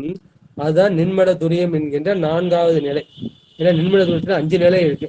நிர்மல சாக்கரம், நிர்மல சொப்பனம், நிர்மல சுளுத்தி, நிர்மல துரியம், நிர்மல துரியாதீதம். எனவே இந்த 4வது பூதமாகிய அந்த பிராணவாயுவும் அந்த சூக்குமை வாக்கும் ஒன்று நின்றால் அவன் நிர்மல துரியத்தில் நிற்பான். நிர்மல துரியத்தில் நிற்கிறான்னா என்ன அர்த்தம், அவன் திருவருள் நிலைத்து நிற்கின்றான். ஏன்னா பெருமான் தான் இந்த இடத்தில் வந்து எழுந்திருக்கிறான். இது வந்து நிராதாரம். இது வந்து துவாதச சார்ந்த பெருவழி 5வது. பெருமான் வந்து இந்த இடத்துல வந்து இருக்கான். பெருமான் கூட சேர்ந்து இந்த திருவருள் சக்தி எழுந்தர் இருக்கின்றது. அதோடு சேர்ந்து இந்த ஆன்மாவும் இருக்கின்றது. இந்த சோமாஸ்கந்த ரூபம் போல சிவம் இருக்கு, சக்தி இருக்கு, இந்த ஆன்மா 3மே வந்து இருக்கின்றது. இதான் எழுந்தர் இருக்கக்கூடிய இடம். எனவே இந்த ஆன்மா வந்து நின்மல துரியத்தில் நிற்கும் போது அதுதான் சிவபெருமானை கூடும் இடம். அதான் 4ஆம் நிலையாம் என்று உந்தி பெற, நாதற்கு இடம் அது என்று உந்தி பெற. சிவபெருமானுக்கு வந்து இதுதான் இடம், இதுவும் இது தாண்டி உள்ளதுதான் இடம் என்கின்ற அந்த உண்மை வந்து ஞானமா சொல்லுகிறாரு. எனவே 4ஆய பூதமாகிய அந்த காற்று, நாதம், நாதத்தில் உள்ள அந்த வாக்காகிய அந்த சூக்குமை வாக்கு, அது ஒன்றிடன், அது ரெண்டும் சேர்ந்து ஒன்று நின்றால் 4ஆம் நிலையாம், 4வது நிலையாகிய நிர்மல சாக்கரம், நிர்மல சொப்பனம், நிர்மல சுளுத்தி, நிர்மல துரியம் என்கின்ற அந்த 4வது நிலை. அந்த 4வது நிலையில வந்து இந்த ஆன்மா நிற்கும். அங்க நிற்கிறப்ப திருவருளும் நிற்கும், சிவபெருமானுக்கும் நிற்கும். அந்த இடத்துல நீ நிலைச்சினா நாதற்கு இடம் அது என்று ஒன்று பெற. அதுதான் சிவபெருமானை கூடுவதற்கு, அவன் திருவடியை கூடுவதற்கு அது இருக்கின்றது. இதை நம்ம வந்து ஞானசம்பந்த புராணத்துல வந்து பார்த்துக்க முடியா, அவர் பாப்பாரு. ஊனில் உயிர்ப்பை ஒடுக்கி, இந்த உடம்புல வந்து உயிராகிய மூச்சுக்காற்று இருக்கின்றது. அந்த மூச்சுக்காற்று என்ன செய்யுது, அதை வந்து ஒடுக்கி ஒன் சுடர் ஞான விளக்கினை ஏற்றி, அப்பதான் என்ன செய்யும், இந்த அஞ்ஞான விளக்கு போய் ஞான விளக்கு வந்து ஏறும். ஏற்றி நன்புலத்து ஏனை வழி திறந்து ஏற்பார். இப்ப நம்ம இது வரைக்கும் என்ன செய்யறோம், இடநாடிங்கிற வழியில போறோம், வளநாடிங்கிற வழியில போறோம். அப்புறம் ஏனை வழி, மற்ற வழி எதுனா அந்த சுழுமுனை நாடி. அந்த சுழுமுனை நாடியில இந்த ஞான விளக்கினை ஏற்ற வேண்டும் என்று நம்முடைய ஞான சம்பந்த பெருமானும் 3ஆம் திருமுறையில் 22வது பதிகத்தில் வந்து 3வது பாட்டு சொல்வார். ஊனில் உயிர்ப்பை ஒடுக்கி ஒன் சுடர் ஞான விளக்கினை ஏற்றி நன்புலத்து ஏனை வழி திறந்து ஏத்துவார். இந்த இடநாடி பிங்கள் நாடி இந்த அந்த வழியை விட்டுட்டு இந்த சுழுமுனை நாடியாக அந்த வழியை ஏற்றுவார்கள் என்ற கருத்தை வந்து அவரும் வந்து சொல்லி இருக்கின்றார்கள். எனவே இந்த பாட்டில் சொல்லப்பட்டது வந்து என்ன செய்யுது, இந்த பெருமானோடு இந்த பரம ஆகாசத்தில் வந்து அணுந்த வேண்டும் என்ற கருத்தை வந்து சொல்லியிருக்கின்றார். அப்பதான் சிவனுடைய உண்மையை நான் உணர முடியும். பூதங்கள் 5, அது நிலம், நீர், நெருப்பு, காற்று, ஆகாயம். அந்த 4வது பூதம் வந்து காற்றாகிய பிராணவாயு. எனவே 50 பூதங்கள்ல வந்து இந்த வாயு தான் 4வதாக எண்ணப்படுகின்றது. அதுதான் உயிர்களுக்கு பிராணவாயுவாக இருக்கின்றது. இந்த காற்று என்ன செய்யலாம், இந்த காற்று இருந்தால்தான் நம்ம பேச முடியும். எனவே தொண்டைக்கு வந்துடுச்சு அப்படின்னா காற்றை பயன்படுத்தினாதான் வார்த்தை வரும்.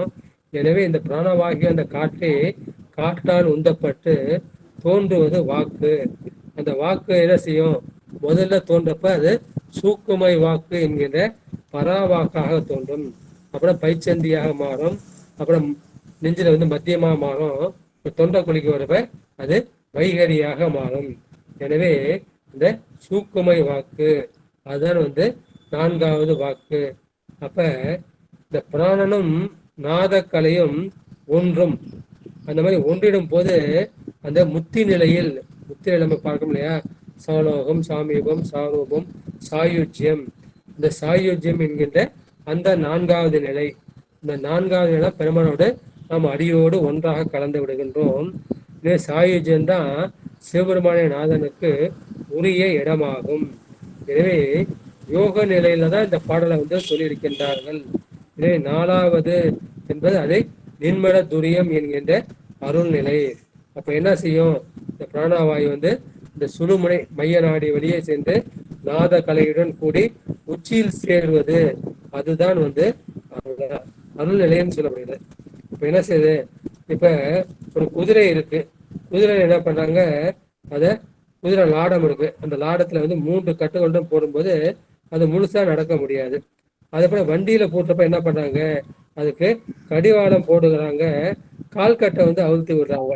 இப்ப கால்கட்டை அவுத்துறதுனால என்ன செய்யுது, அதனால ஓட முடியும், ஆனா இஷ்டப்படி ஓட முடியாது, ஏன்னா கடிவாளம் போட்டு மறைச்சிருக்காங்க. அப்ப என்ன செய்யறான், இந்த வண்டிக்குள்ள வந்து வண்டிக்குரியவான அந்த எஜமானன் இருந்து செலுத்துகின்றான். அவன் வந்து குதிரையை வந்து எப்படி இழுக்க வேண்டும், எப்படி செல்ல வேண்டும் என்று அவன் தன் கருத்தின்படி ஓட்டுகின்றான். அப்போது அந்த கடிவாளத்துள்ள 2 புற கயிர்களை அதை வந்து என்ன செய்யறான், கைகளில் பிடித்துக் கொள்கின்றான். எனவே அந்த வண்டிக்காரனும் அந்த கயிறும், அந்த கயிறை எப்படி ஆற்றானோ அந்த வழியில தான் குதிரை ஓடும். அந்த மாதிரி ஓடுறதுனால என்ன, வண்டிக்கும் பழுது கிடையாது, குதிரைக்கும் அபாயம் கிடையாது.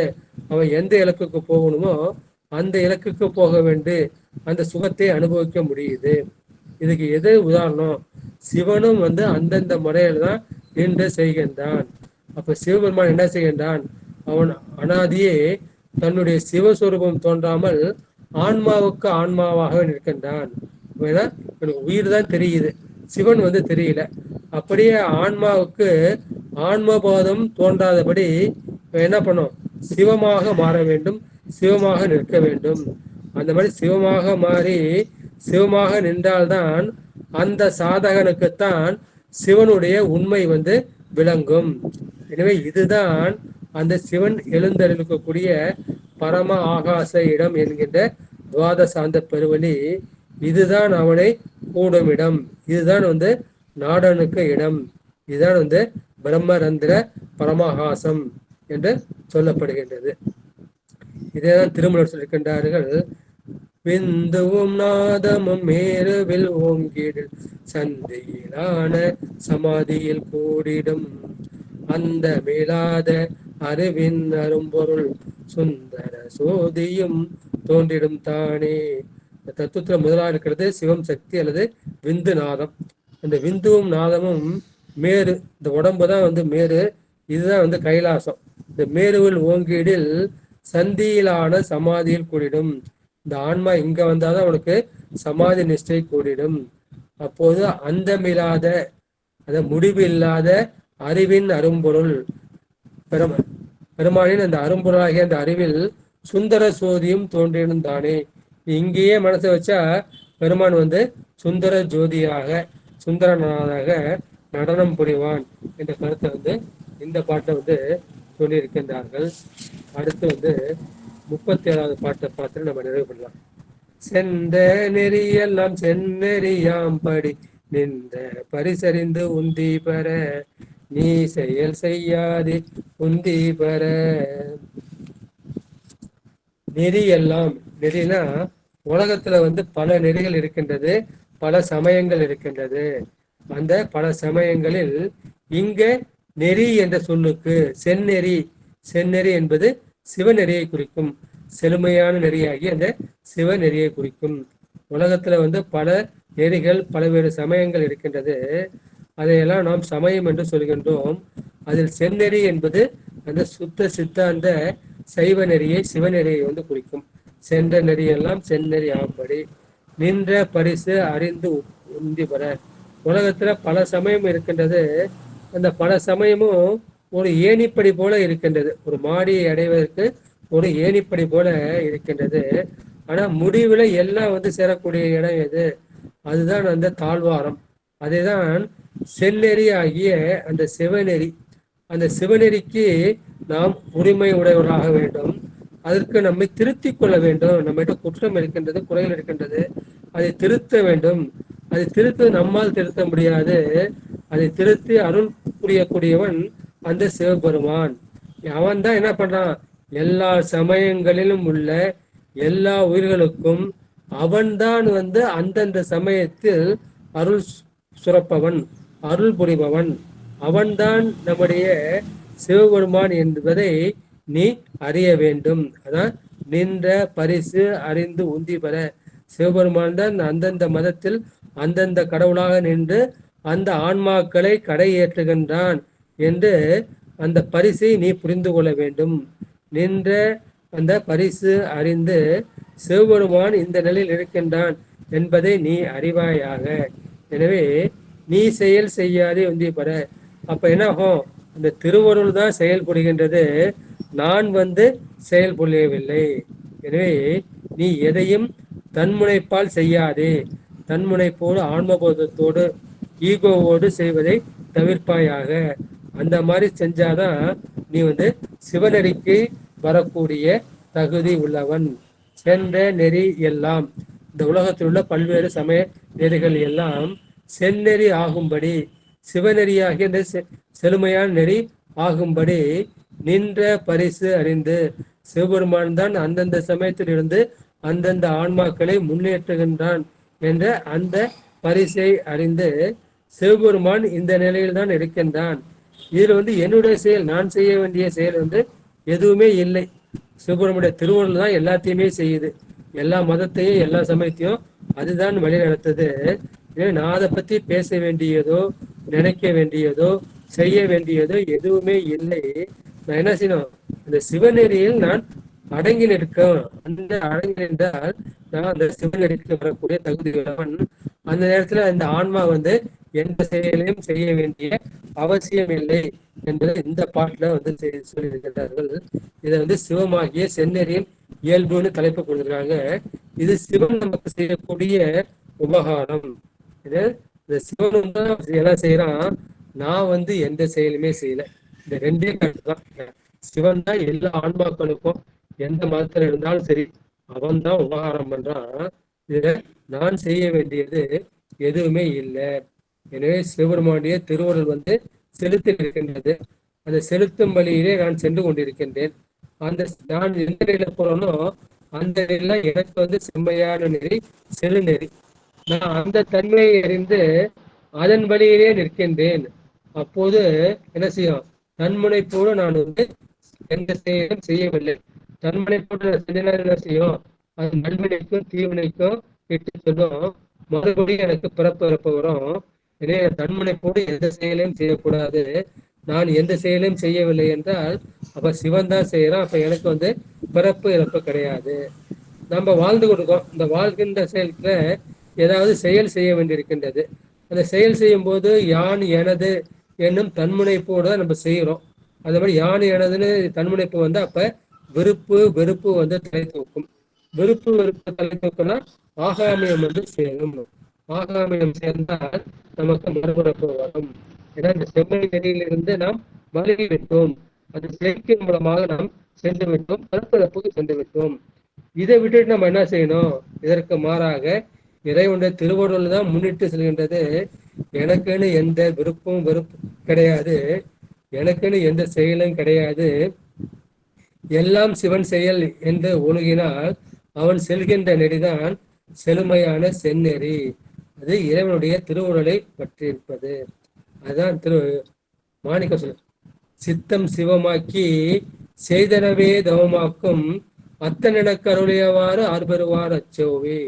அந்த சித்தம் சிவமாயிடு. அப்ப நான் செய்யறதெல்லாம் தவம்தான். அப்பேற்பட்ட அந்த அருளை அத்தனாகிய சிவபெருமான் கொடுத்தார். அதை யார் பெறுவார் அச்சோவே என்று அந்த இறுதி பாடல பாடுவார். நெறி என்பதை சமய ஒழுக்கம். பல்வேறு சமயங்களுக்கும் பல ஒழுக்கங்கள் இருக்கின்றது. அது எல்லாமே உயிர்களை படிப்படியாக இட்டு இறைவன் திருவடியில் கொண்டு சேர்ப்பது. அதனால்தான் அப்பர் பாடினார் இல்லையா, 6 சமயத்து அவரவரை தேற்றும் தகையென தேறிய தொண்டரை செந்நெறிக்கு ஏற்றும் தொகையென இன்னம்பரான் தன் இணையடியே குறுந்தொகையில் பாடிப்பாடு. நமக்கு 6 சமயம் இருக்கு. அகச்சமயம், புறச்சமயம், அகப்புறச்சமயம், புறப்புற சமயம், நமக்கு 6 சமயம் இருக்கு. அந்த 6 சமயத்தில் உள்ளவங்களையும் கேட்குவது அந்த சிவபெருமான் தான். அப்படின்னா அந்த மாதிரி தேறிய தொண்டரை செந்நெறிக்கு, செந்நெறியாகிய இந்த சித்தாந்த நெறிக்கு ஏற்றும் தகையென இன்னம்பரான் தன் இணையடியே, இந்த இன்னம்பூர் பெருமானுடைய இணையடி என்று சொல்லியிருக்கின்றார்கள். அப்ப நாம் என்ன செய்யணும்? நம்முடைய மனசு, நமது கருவி, நமது கருவி கரணங்கள் அப்போ என்ன செய்யணும்? அது விருப்பு வெறுப்பு வந்தா அது கர்மம் கூடும். நம்ம கர்மத்தை தொலைக்கணும். அப்புறம் நம்ம என்ன செய்யணும்? இந்த ஐம்புலன்களாகிய இந்த விஷயத்தை நாம் நீக்க வேண்டும். சத்தாகிய சிவவழியே செல்ல வேண்டும். அப்போது சத்கர்மமாகிய நல்ல கர்மம் செய்யும். அப்ப நம்ம என்ன செய்யும்? நன்மை தீமைகள் நீங்கி மறுமைக்கு வித்தாகிய அந்த குற்றம் நீங்கி நம்ம என்ன செய்வோம்? பிறப்பற்ற பிறநிலைக்கு போவோம். ஆனா நம்ம இந்த விட்டுட்டோம். அப்ப நம்ம வந்து என்ன பண்றோம்? நமக்கு இன்ப துன்பம் இருக்கு, ஞான எழுதி இருக்கு அப்படின்னா நன்மை தீமைகள் உண்டாகி மறுமைக்கு வித்தாகிய குற்றங்கள் விளைந்து மறுபடியும் பிறவி கூடுகின்றது. இந்த பிறவி வந்து பெருகிக்கிட்டே போகுது. எனவே அந்த தற்போதம் தலையெடுத்து ஆடுகின்றது. அப்ப நம்ம இறைவனை அடைவதற்கு என்ன செய்யணும்? கனவுல கூட முடியாது. எனவே இந்த இந்திரிய அந்த கரணங்கள் இதை நம்மை ஆட்டி படைக்கின்றன என்று அந்த நாடகத்தை புரிந்து கொண்டு, நாடகத்தால் உன் அடியார் போல் நான் நடித்து வேடகத்தை மிக பெரிதும் விளைகின்றேன்னு பார்க்கலாம் இல்லையா? அது போல நம்ம ஒரு நாடகம் ஆடணும்.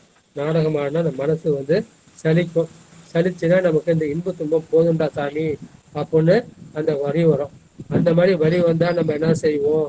நம்ம இறைவன் திருவடியை போய் சேரும். எப்படி இந்த கப்பல் எப்படி இந்த மாலுமியின் கைப்பட்டு கரைக்கு சேர்கிறதோ, அப்போ இந்த ஆன்மாகிய கப்பல் வந்து இறைவனாகிய மாலுமியின் வசமாக அந்த வீடாகிய அந்த கரையை அடைந்துவிடும். அப்ப அதுக்கு என்ன போகணும்? நம்ம மனக்கலக்கத்தை வந்து போக்கணும். மனசுல உள்ள அந்த அச்சத்தை நீக்கணும். அந்த கலக்கத்தை நீக்கி அச்சம் தவிர்ப்பது யாரு? அது குருமூர்த்தியின் திருவருளால் இருக்கிறது. அந்த குருமூர்த்தி என்ன பண்ணுவாரு? அவர் தீட்சை கொடுப்பார், ஞான உபதேசம் கொடுப்பார்.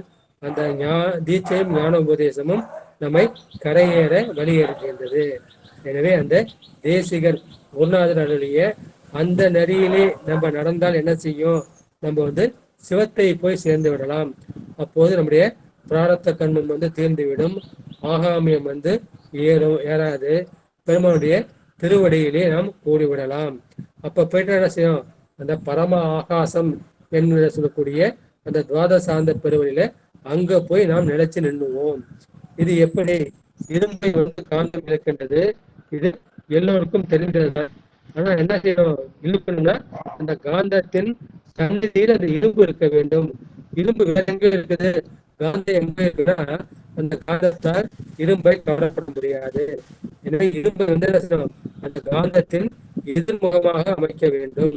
அது போல என்ன செய்யணும்? அந்த ஆன்மாவை வந்து திருவருள் முன்பாக அந்த சந்நிதி முன்பாக நிறுத்த வேண்டும். அப்போது அந்த காந்தம் இரும்பை இழுத்து கொள்வது போல அந்த சிவபெருமான் இந்த பரம ஆகாசத்தில் அந்திய அந்த ஆன்மாவை தன் திருவடியில் ஈர்த்து கொள்வான். அப்போது என்ன செய்யும்? தற்போதும் கலந்துவிடும், திருவுருள் வயப்படும், ஞானம் கிடைக்கும். ஞானம் கிடைப்பதெல்லாம் அவருக்கு இறையருள் கிடைக்கும். இதைதான் சென்ற நெறியெல்லாம் செந்நெறி ஆகும்படி நின்ற பரிசு அறி என்று சொன்னார். இந்த மாதிரி அறிந்து நிற்பதுதான் சிறந்த வழி. அப்போது தற்போதும் தலையெடுத்து நிற்காது. தற்செயலாலே நம்ம இறைவனை கூட நினைச்சா அது ஒருபோதும் முடியாது. அப்போது ஞான மரங்களை அழுந்து நிற்பார். அப்புறம் என்ன செய்யணும்? எல்லாமே வந்து சிவன் செயல் தான். ஏன் செயல்னு எதுவும் கிடையாது. நன்றி செய்வாய், பிழை செய்வாய், நானோ இதற்கு நாயகமே. என் மூலமா நல்லது நடந்தாலும் சரி, தீயது நடந்தாலும் சரி, அது வந்து உன்னுடைய செயல்தான் என்று அறிந்து கொள்வதுதான் சிறந்த உரையாகும். இதுதான் நீ செயல் செய்யாது, நீ வந்து ஆன்மா வயப்பட்டு எந்த செயலையும் செய்யாது என்று சொல்லியிருக்கின்றார். இதற்கு உண்டான திருமந்திர பாடல். புறத்துள் ஆகாசம் புவனம் உலகம், அகத்துள் ஆகாசம் எம்மாதி அறிவு, சிவத்துள் ஆகாசம் செழுஞ்சுடர் சோதி, சகத்துள் ஆகாசம் தானஞ்சமாதியே. புறத்துள் ஆகாசம், புறத்துல வந்து அந்த 5 பூதங்கள், நிலம், நீர், நெருப்பு, காற்று, ஆகாசம், அந்த 5 பூதங்களை வச்சா நமக்கு அந்த தனு கரண போன போகங்கள், போனம் உலகம் எல்லாம் இருக்கின்றது. அதே போல உள்ளுக்குள்ள ஒரு ஆகாசம் இருக்கின்றது, அகத்துள்ள ஆகாசம். அந்த அகத்துள்ள ஆகாசம் தான் நமக்கு வந்து அறிவாக இருக்கின்றது. அதே போல சிவத்துள்ள ஆகாசம், சிவமும் வந்து ஆகாசமா தான் இருக்கான். அவங்கிட்ட செழுஞ்சுடர் ஜோதி, அங்க செழுமையான ஜோதி வந்து சுடர்விட்டு பிரகாசிக்கின்றது. அது சகத்துள் ஆகாசம் தான் அஞ்சமாதியே. என்ன பண்ற? அந்த சிவஜோதியில போய் அதையே நீ மஞ்சளமா வச்சு அவன் மடியில நீ படுத்துக்க. அதான் சகமா இருக்கிறது. சகத்துவ ஆகாசமா என்ன பண்ணு, இந்த புற ஆகாசத்தையும் விட்டுடு, ஆகாசத்தையும் விட்டுடு, இந்த சிவ ஆகாசம் இருக்கு, அதுதான் உனக்கு மஞ்சளையாக படுக்கையராக இருக்கின்றது. அங்க போய் நீ படுத்துக்க. உன்னோட செயல்ல எதுவுமே இல்லை. அம்மா மடியில போய் குழந்தை படுத்துக்க மாதிரி படுத்துக்க என்ற திருமந்திர சிந்தனையோடு இன்றைய திருவுந்தியார் சிந்தனையை நிறைவு செய்கின்றேன். நன்றி, வணக்கம். சிவாய நம. திருச்சிற்றம்பலம். வான்முகில் வளர்க, மணிவளம் சுரக்க மன்னன் கோன்முறை அரசு செய்க, குறைவிலாதுகள் வாழ்க, நான்முறை ரங்கள் ஓங்க நட்டமும் வாழ்க, மேன்மைகள் செய்வ நீதி விளங்க உலகம் எல்லாம், மேன்மைகள் செய்வ நீதி விளங்க உலகம் எல்லாம், மேன்மைகள் செய்வ நீதி விளங்க உலகமெல்லாம்.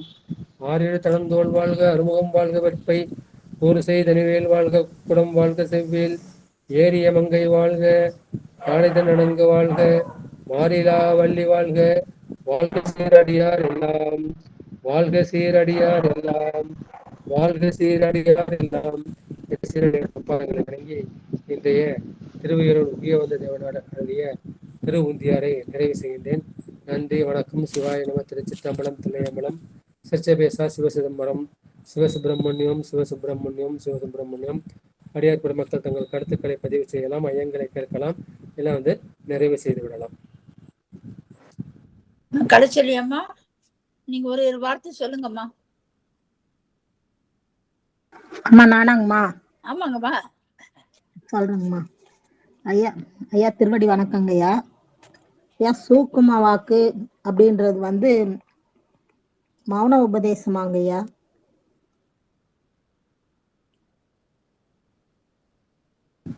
வாக்கு அல்லது பேச்சை நம்ம நாளா பிரிக்கிறோமா? நம்ம பேசுறது வைகரி வாக்கு. நான் பேசுறது வைகரி வாக்கு. இப்ப நான் பேசுறது என் காதுக்கும் கேக்குது, உங்க காதுக்கும் கேக்குது. இது ஸ்தூல வைகரின்னு பேரு. ரெண்டாவது சூக்கும வைகரி. சூக்கும வைகரி நான் மனசுக்குள்ளேயே வாய்க்குள்ளேயே பேசிக்கிறேன். நான் பேசுறது எனக்கு மட்டும்தான் கேக்குது, மத்தவங்களுக்கு கேட்கல. இது சூக்கும வைகரி. அதுக்கப்புறம் பராபட்சந்தி மத்தியமான ஒரு வாக்கு இருக்கு. மத்தியமான வாக்கு இந்த இதயத்துல அனாகத்துல தோன்றும். தோன்றப்ப நமக்கு எண்ணங்களா தோன்றும். என்னன்னா நம்ம மனசுல இந்த மாதிரி தோணுது அப்படின்னு எண்ணங்களா ஒரு கோர்வையா தோன்றும். இதை பராபட்சந்தி மத்திய வாக்குன்னு சொல்றாங்க. மத்தியங்கிறது இந்த இதயத்துல ஏற்படுறது. இதை நம்ம காதால கேட்க முடியாது.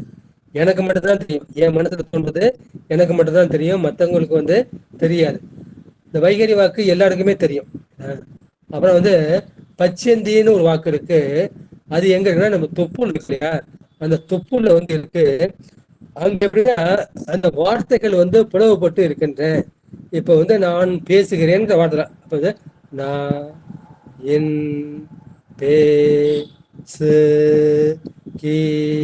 பேசுகிறேன், அந்த மாதிரி விட்டு விட்டா அந்த வார்த்தைகள் விட்டு விட்டா வரும். அது மத்தியமா பச்சந்தி வாக்கு, பராபச்சந்தி. அதுக்கப்புறம் சூக்குமை வாக்கு. அது வாக்காவே தெரியாது. அது ஒரு எனர்ஜி ஃபார்ம்ல இருக்கும். அதுக்கு பேர் தான் சூக்குமை வாக்கு. அந்த சூக்குமை வாக்கு சிவன் அறிவான். அப்புறம் சிவ ஞானிகள் அறிவார்கள், சிவ யோகிகள் அறிவார்கள். அது வாக்காவே கிடையாது. இருந்தாலும் அது நாதத்திலேருந்து வர்றதுனால இந்த நாதம் என்ன பண்ணும், அந்த குழந்தை இருக்கு, இந்த குழந்தையோட இந்த உச்சந்தலை இருக்கு இல்லையா, இந்த உச்சந்தலையில பட்டு இப்படி போறப்ப இங்க வைகரி வாக்கு, இங்க மத்திய வாக்கு, இங்க